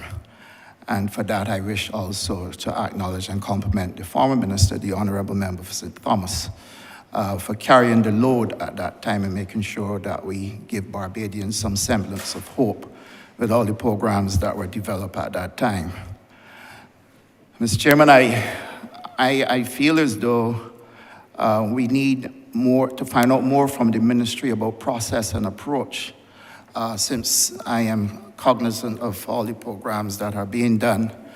And to be very honest with you, sometimes I feel sorry for the officers who are involved and feel that they themselves may need some counseling after the pressure that they have to undergo at certain times, especially when they can't meet people's expectations. And most of the times, the people who are suffering and need instant solutions are not always the easiest to communicate with. So I have a couple of questions that I'd like to ask, but I am more interested in process, how these things are dealt with. I'm more interested in assuaging the concerns of the Republic of Barbados than anything else. I have every confidence in the minister that's responsible for this ministry, and I strongly believe that under his stewardship, Barbadians will get to benefit a lot more and see more programs to their benefit. But I have a couple of things that I feel that we need to flag, and I feel the Barbadians should be given an opportunity to understand why things are the way they are. And hopefully that will help all of us to be able to deal with the challenges that confront us, and at the same time give Barbadians a greater opportunity and a chance to appreciate what is happening. So here's where I start. House fires. We have several vulnerable Barbadians who may at some point in time experience a house fire. Those Barbadians invariably are impacted at a time, sometimes in the dead of the night, sometimes late in the evening, and we have to intervene. I've already heard the minister and his team mention that we do not have enough resources sometimes to be able to meet people's expectations at the time. And therefore, it comes down to a case of being able to find accommodation at the time when a house fire takes place. Most of the people who are impacted and are dependent on government for help are people who are without house insurance or home insurance. And therefore, I want to find out what is the process in dealing with house fires when a person is 3 and 4 days or 5 days without a solution. Is there a weighting that is placed on this? And what is that weight? Do the social worker intervene and do a continuous assessment to find out if the person A has found their own accommodation, or B was taken in by family, or is vulnerable somewhere, perhaps sleeping in a car, in a van, lodging at somebody? These are all hardcore realities that we face in Barbados. So I need to find out if there's some kind of weight that is placed on these things so that Barbados can understand what is happening, how it's being addressed, and how they can rely on the ministry and the welfare department for solutions rather than be confrontational. Thank you very much, Minister, for that question, and also thank you on behalf of the team for your very kind words. So in terms of the overall orientation in the ministry and the overall approach, I have a very simple view, that we must say who is the human being on the phone, who is the human being at the door. There is a person, a human being with feelings at the door who is in need of help. And that human being is coming to other human beings in the hope that they could get some support. And once you start to conceptualize that you're dealing with a person, and not just some number or thing, then I believe it changes your perspective on it. We've had several fires. Many members in this room have had several fires. I've had at least 5 fires. And fires, regardless of the bacative, if I may use that word, regardless of the support, a fire is a very, very difficult thing to deal with. And I think the Chief Welfare Officer should speak to what happens now when we deal with fires. But we've had several conversations in the ministry about the direction in which we must go. So where we are, and I think Nicole Daniel should speak to where we are going, because we've charted out a very clear direction going forward to address these house fires and other emergencies. Ms. Norville. Thank you, Minister. As it pertains to house fires, if a house fire, and I'm being perfectly honest here, if a house fire occurs during the day, a welfare officer will more than likely respond. They would go to the site of the fire, they would counsel and interview the victim. We want to first find out if there's somebody else that can accommodate this person. We don't immediately jump from, okay, you've had a fire, we're gonna put you into temporary accommodation. We need to get people to explore other avenues, whether you have a sister that can take you in, a brother, a mother, aunt, an uncle. We start first with the home. When we've exhausted that, then we look to see where in temporary accommodation we can put the family. And again, this is challenging because finding that place that would be near to where the person lived before, near to where the children go to school, near to where they go to work, it's difficult. So we assess other needs. There's a need for clothing. Is there a need to have your ID card replaced so you can do business the next day? Like I said, clothing, shoes, whatever is needed at that time that we can offer within reasonable expectations.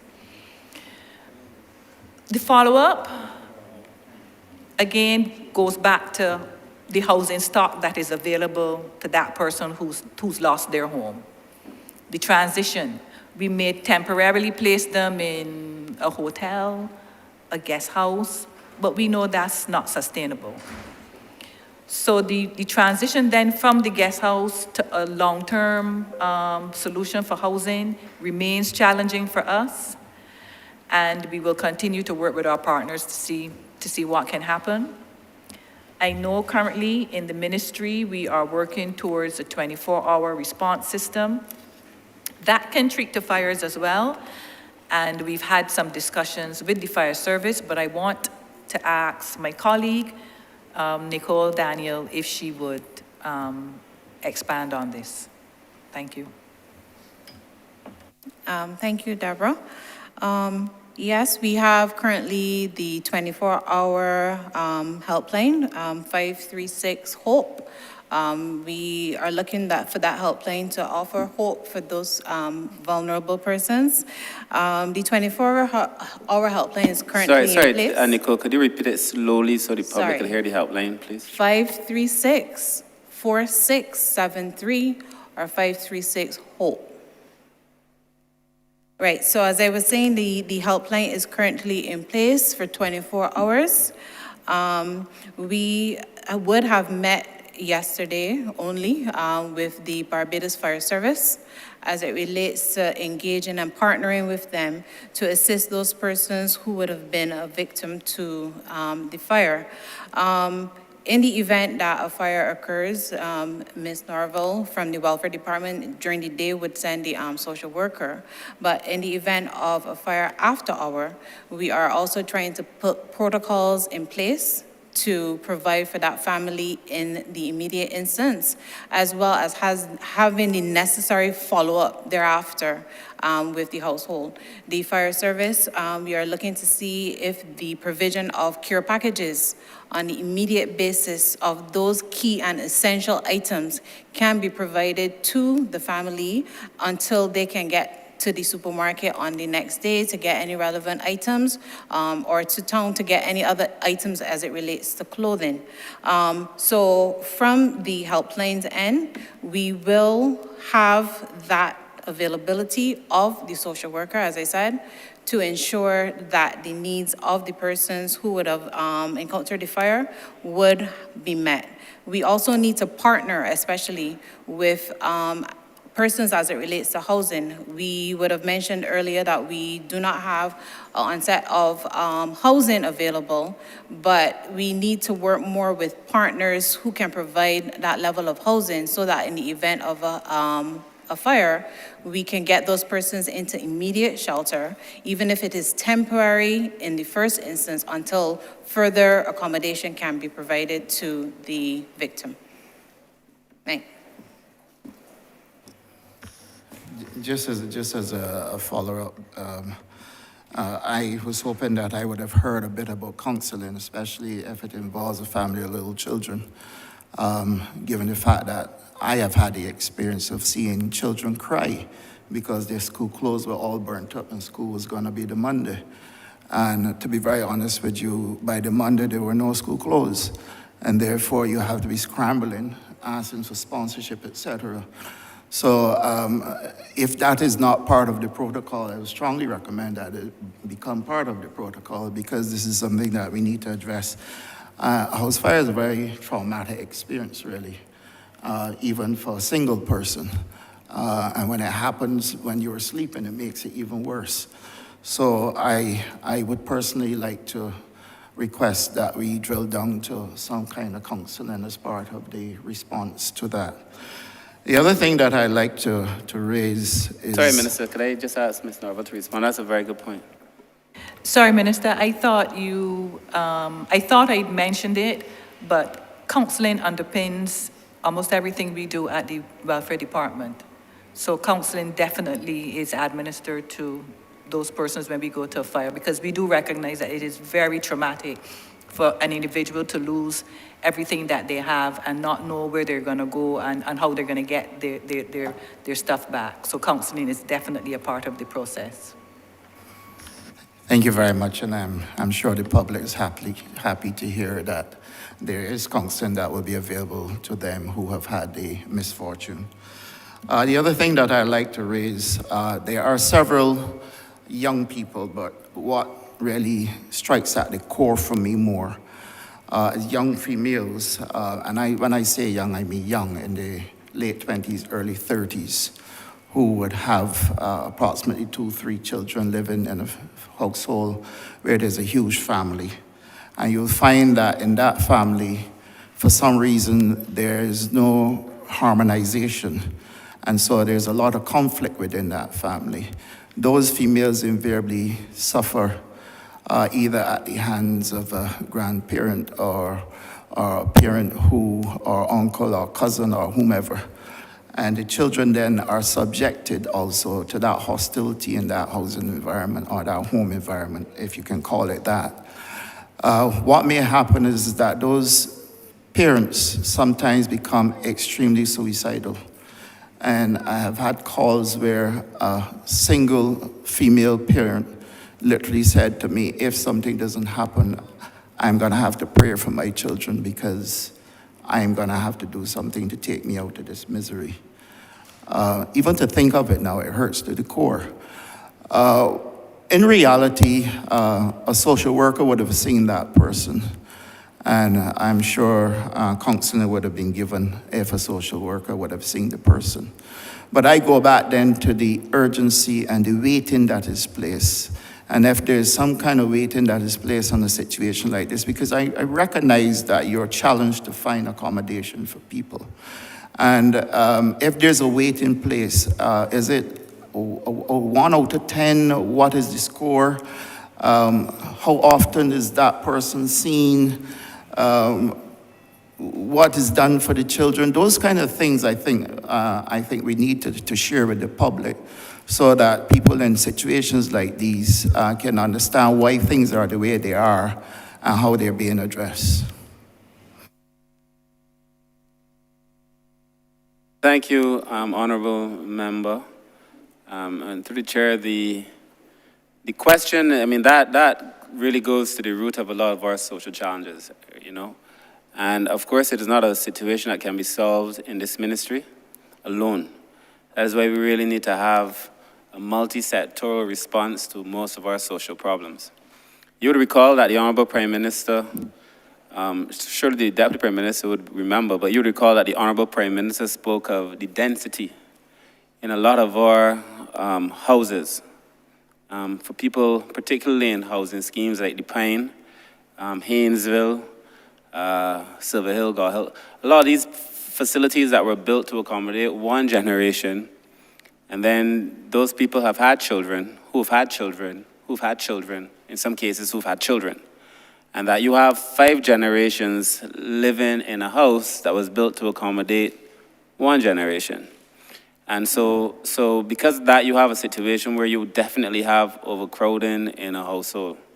I recall when I was at Child Care Board, we visited a house, and the person who was occupying the house in the city was also a sex worker.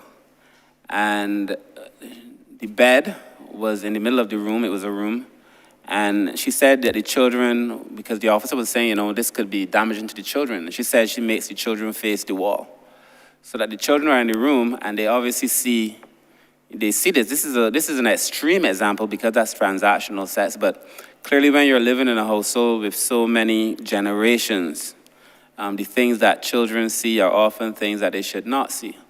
You compound that with the fact that I've always had the view that a lot of our social or housing response, which was to build large housing schemes, was a response to a housing problem, but that in itself created other social problems. You put so many people together, one basketball court, in some cases no basketball court, no football field, nothing to do, you know, hardly any jobs. And that then would catapult into other issues. And we had this cascading effect of social problems leading to further social problems. And so to solve these problems is not going to be the work of the ministry alone. It is a comprehensive problem, but we recognize it.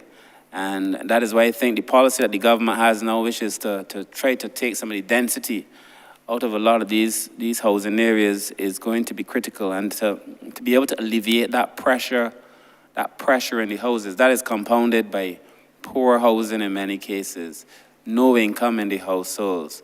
Sometimes you have health issues in the household. There's just so many problems in households. Normally, any of the officers here, any of the persons behind me would tell you, when they go to do an assessment, the presenting problem is always like surrounded by many other challenges, and that is what we have to be able to deal with. And that is why I think the approach of the 250 IC program, the strengthening program, and the one that we're adopting in the One Family must be the program going forward. But I think the director of the welfare department should also lend some of her own experience to answering this question. Thank you, Minister.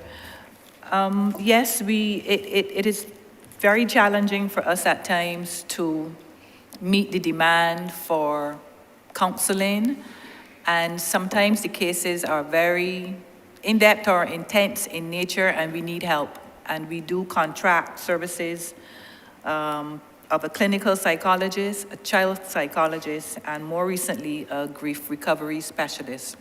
So yes, that is a concern that we are addressing outside of what the department can offer. So, Chair, I have my last two questions. I promise not to detain you much longer. In the brief that I have before me, it says societal context and issues which need to be addressed.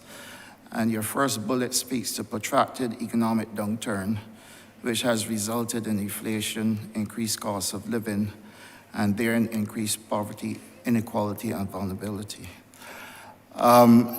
My question is against all of this, and this dates back long before us. There was a period of time which we referred to as a lost decade, when we saw how people had to draw down on their savings to make ends meet, weren't able to pay bills, etc.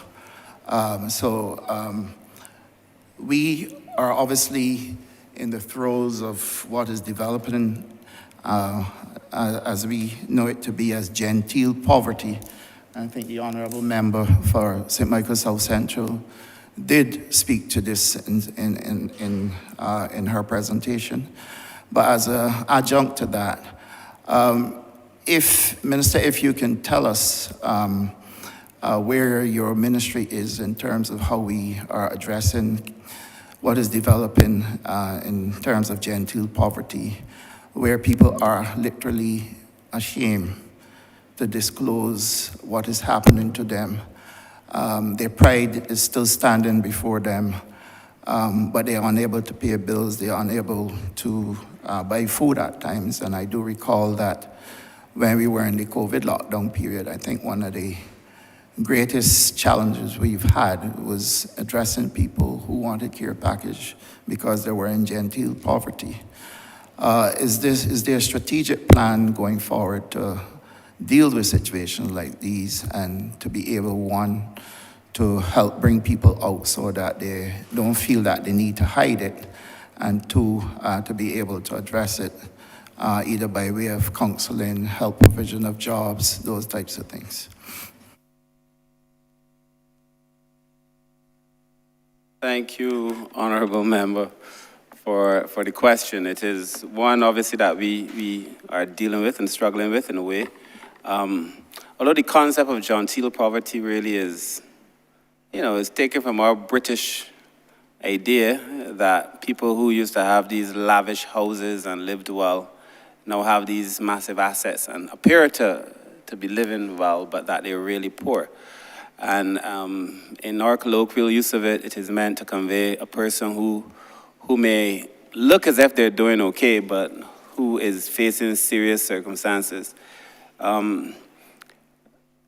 Truth is, for many of us, whether directly in our family, through our brothers and sisters, our parents, if we go back, our cousins or our second cousins, and surely if we go back enough generations, all of us were poor.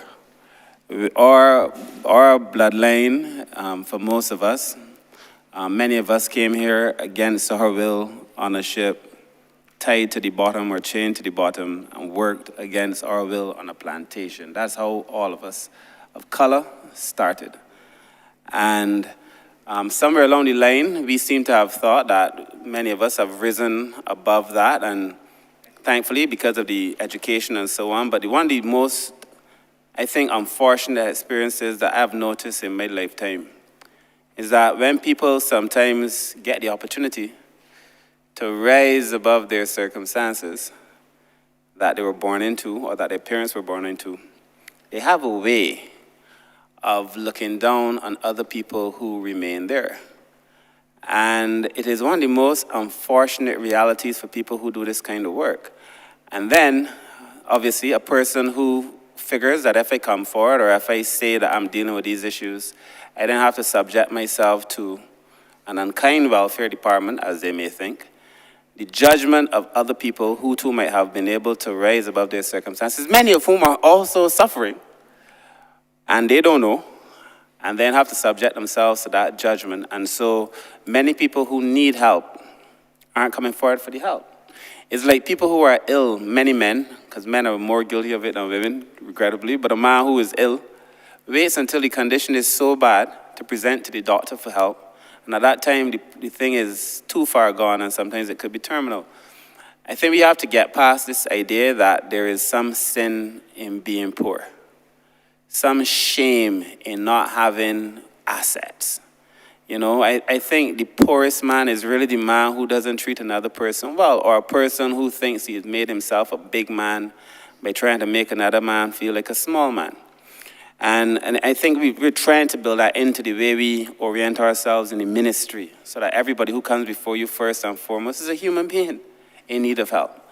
And I think once you can do that, then, then you could begin to help that person. But that person also has work to do.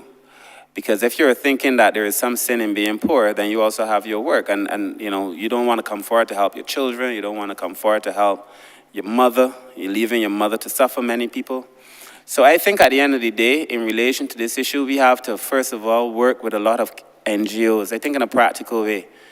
People in our communities and in the churches and the groups, they know, many people know where the poor are. It is not years ago, when I was a young person at the child care board, I gave a lecture in a church. And at the end of my lecture, I made the point that the church has to go out, the Bible teaches you that you should go and make disciples of all men. And I made the point, and then the priest said to me, and I would never forget, the priest said to me at the end of it, they are out there. The church is here. If they want to get saved, they have to find their way in here. And to me, that just made no sense. And I also feel that that cannot be our social positioning.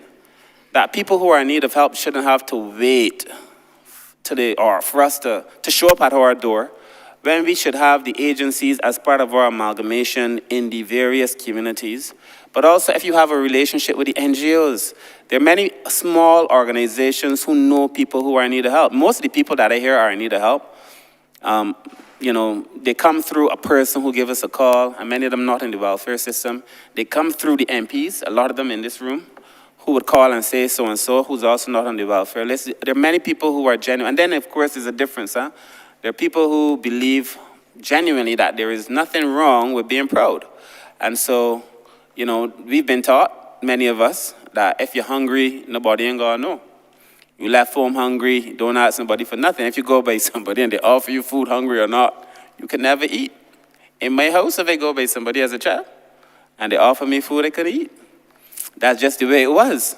And so I think there's a lot of work that, most of the time I wasn't hungry. My mother made sure of that. But I'm just saying that there are many cases where you go and that's just the way it is that you were raised. And so there's a part of that that's cultural. There's a part of it that's embarrassing to people, and we have to be able to change it. But there's also a practical component of the ministry where we have to go out. And then you can't invite people in and then treat them bad. So the welfare department isn't talking as much as, probably chief isn't talking as much as she should about the work that has been going on in relation to the changes in terms of how people are treated at the welfare department, because that has become a very important component of our work. People have to feel comfortable coming for the resources that we offer. Welfare, too, as I close, welfare, sir, is in its meaning a good word. Welfare is actually the opposite of ill fare. Welfare means to be faring well.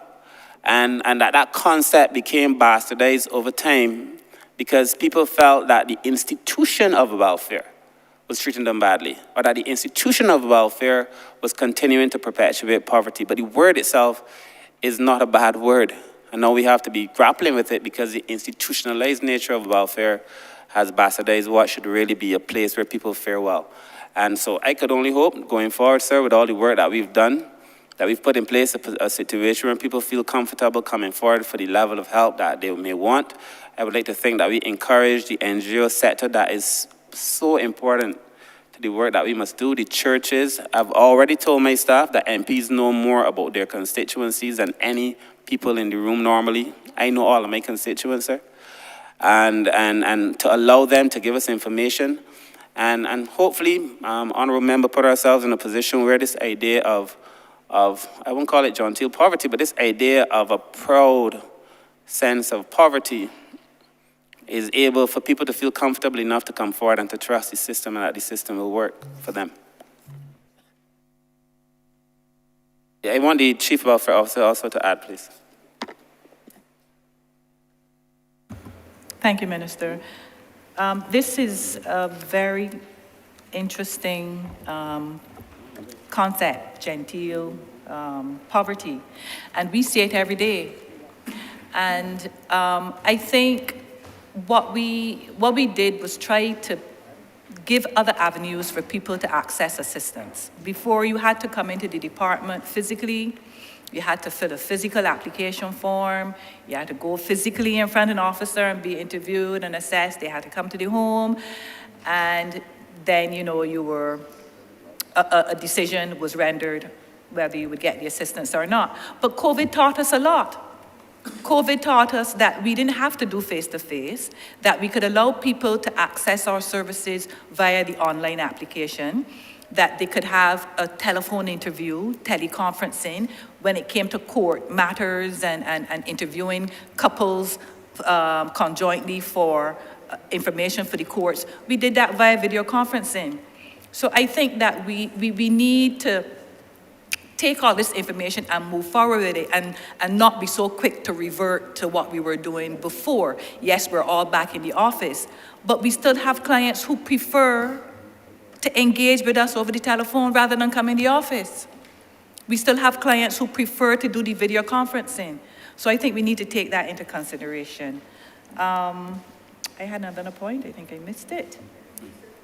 I'll come back when I remember. And the poverty coordinator, Mr. Pollard. Yes, thanks, Minister. The honorable member, that's indeed a critical issue. The amalgamation, though, will play a major part in terms of fixing that, because there are four modalities in terms of us persons coming to our attention, and an important one is where officers now go out into the field on a regular basis. So that's why we are looking at community offices, Minister called them satellite offices, across the communities in Barbados. Persons will be stationed in those communities. They will go out into the communities, house to house, as it were, and they'll be able to speak to persons in the privacy of their homes, so that whatever challenges they are encountering, those challenges we will be made aware of those challenges and deal with them with the confidentiality that persons require and that they're calling for. So the amalgamation, which will happen this year, as Minister indicated, and we've already started too with the welfare department using the former strengthening social workers to go out in the community. So even as we speak, they are out in the community seeking to find out the situations and the status of persons. Thanks. Chair, my final question to the Ministry. I thought you would ask that already. Pardon? I thought you would ask that already. No, I didn't. My final question to the Ministry of People Empowerment and Elder Affairs is to do with one of the best programs I've ever seen develop in Barbados, and that is a program that looks after the elderly, a program called the Companion Program, which I feel that the ministry needs to speak about more publicly. That program really and truly should be strengthened, should be given more resources, because the beneficiaries of that program are people who have served this country. They don't necessarily need to be in a home anywhere, but they really need that companionship, someone to come sit with them, talk with them, read, help them do a few things that they may not be able to do on their own, and be able to report on their frame of mind just in case they're having any mental issues, etc. I believe it's a program that the minister should really find more resources to put into it so that we can reach more people. And I would like, if possible, to hear how it is going What is the response like? What training approaches are being taken for the companions, and how we can build on it to make sure that our senior citizens continue to enjoy such a wonderful program, one of the best that I have seen in a very long time. Thank you so much on behalf of a very grateful people. I am sure that they too endorse your comments on the elder care program. I would ask the director of the National Assistance Board to speak, and then I would also ask the coordinator of the program, Mr. George Griffith, to join the team and to also speak. Thank you. Thank you, Minister. Minister, I concur that the program is indeed a remarkable program, and that's not only from me, but that is also from the feedback from the recipients and also from the companions. You would know that given the structure of the program, it has a dual purpose. One, employment for vulnerable persons so that they can look after their families and don't have to be dependent on the state, and give them some level of dignity. And at the other level, taking services into the homes of elderly persons. And it's a true example of home and community-based care, which is really where we want to go with services for the elderly, as well as an example of client-based and person-centered services. The ethos of that program really is to, apart from keeping elderly persons in their community, is to provide some level of social stimulation for elderly persons. Elderly persons are, they're diverse, they have diverse capacities, and the income is not all. So you may have the pension. It also provides an outlet for families. And I want to stress that, I keep stressing that about the support that we give to families so that they can look after their vulnerable and dependent persons. So it gives that comfort for families who may be out working and have to leave older persons alone, older persons who may need some level of supervision. And beyond supervision, the whole aspect of presence. Presence is so important to older persons who may be socially isolated. And also, you would have mentioned the training for some of those persons and ongoing training. Well, some of those persons who come in, what we call the companions, they came into the program with the auxiliary nursing certificate through the Samuel Jackman Prescott Polytechnic. Other persons do not have that because it is a requirement. But we do see the need for training, and already we have identified a partner, someone who would like to partner with to provide that training for the companions, so that they can really cater to the needs of older persons. Right now, there are 420 companions serving 928 people. If you work that out, that's a ratio of about 1 to 2. So it complements the home care program in that the home care program is task-oriented. They do a task and they move on. We have seen great success where persons benefit from both programs, and you can benefit from both, where there's a synergy between home care and the elder care program. One person goes in and do the task, and the other person is there to provide the supervision. There are extreme cases where you can, depending on the needs of the older person, say, for example, someone who may have a stroke and confined to bed. There are extreme cases where we try to provide for that person to stay the entire day. You prevent falls, you make sure that the person is fed. And in essence, what the program does in the whole scheme of things is really to alleviate the need for persons to go to institutions. It's not every elderly person with needs that needs to be institutionalized. There are a lot of families who want to have their older persons in their familiar environments, and so that they can age in place. So the program, as I said, I concur with you, and most persons would agree. In reality, yes, it's 2 years, we're dealing with persons, we're in the community in terms of asking persons to monitor themselves and give an honest day work, but we continue to streamline the program, and where we see challenges, then we intervene.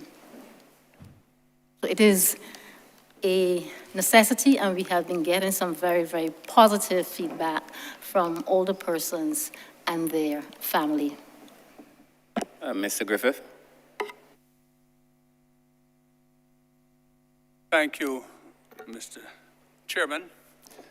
I want to associate myself with the comments made by George Griffith, coordinator of the Community Elder Care Program. I want to associate myself with the comments made by the director with respect to the program, and I want to thank Minister Weir for that ringing endorsement of the Community Elder Care Program. Perhaps what he has not told you is that St. Philip comprised the majority of the recipients. It is as if rural Barbados seemed to be making great use of the program. And we like to see it as creating a new lease on life for the clients of the program. Since it got started, the numbers reach 926 persons. Those are the clients drawn from across Barbados, and the companions, the caregivers, whom we refer to as companions because they're part of the Community Elder Care Companion Program, reached a number of 420 odd.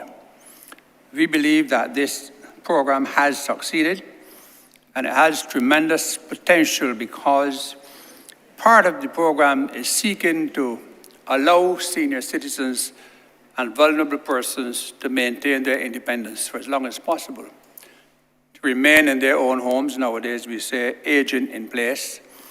And although persons may be afflicted with any number of the non-communicable diseases, these persons are still keen on remaining in their own homes and their own communities where they are familiar with the residents.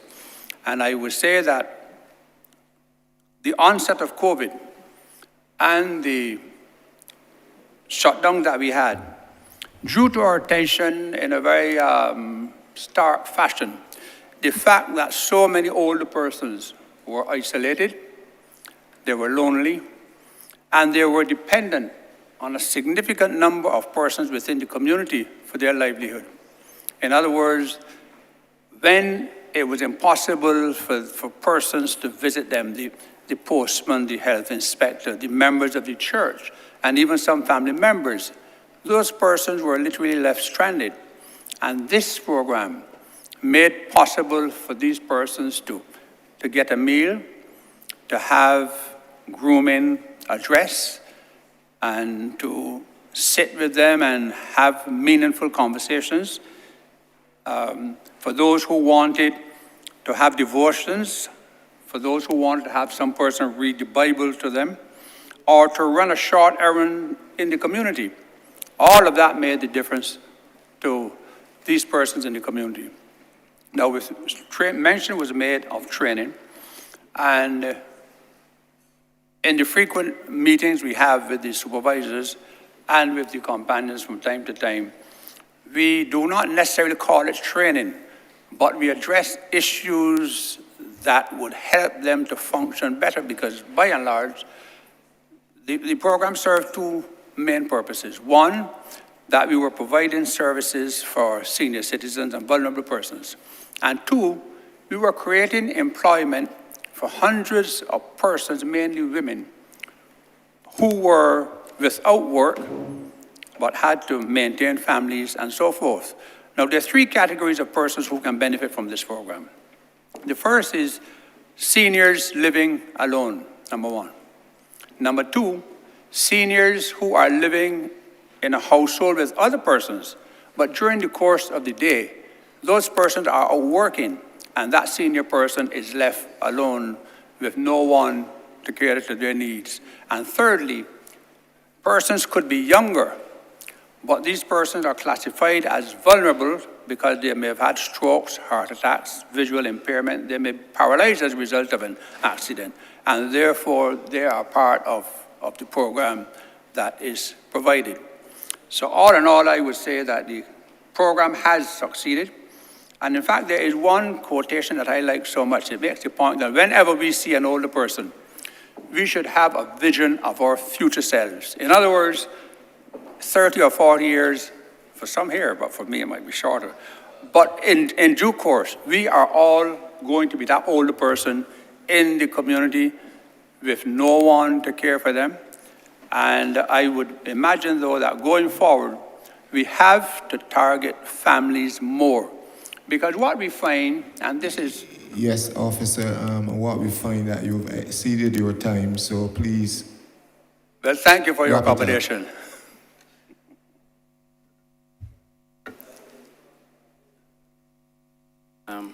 Thank you, Honourable Minister, sir.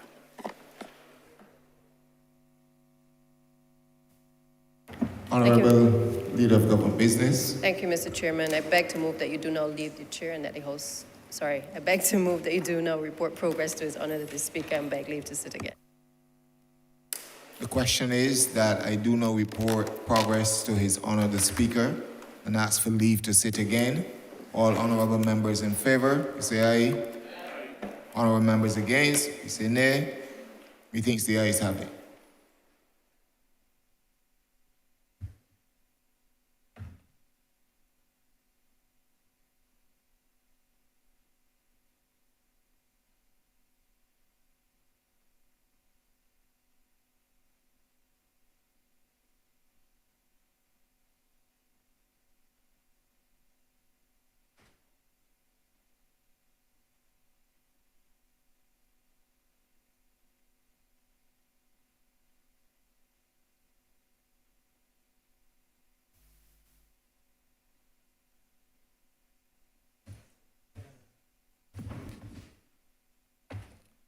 The chairman has reported progress and requested time to sit again. Honourable Leader of Government Business. Thank you, Mr. Speaker. I beg to move the suspension of the House until Friday, the 24th of February at 10 a.m.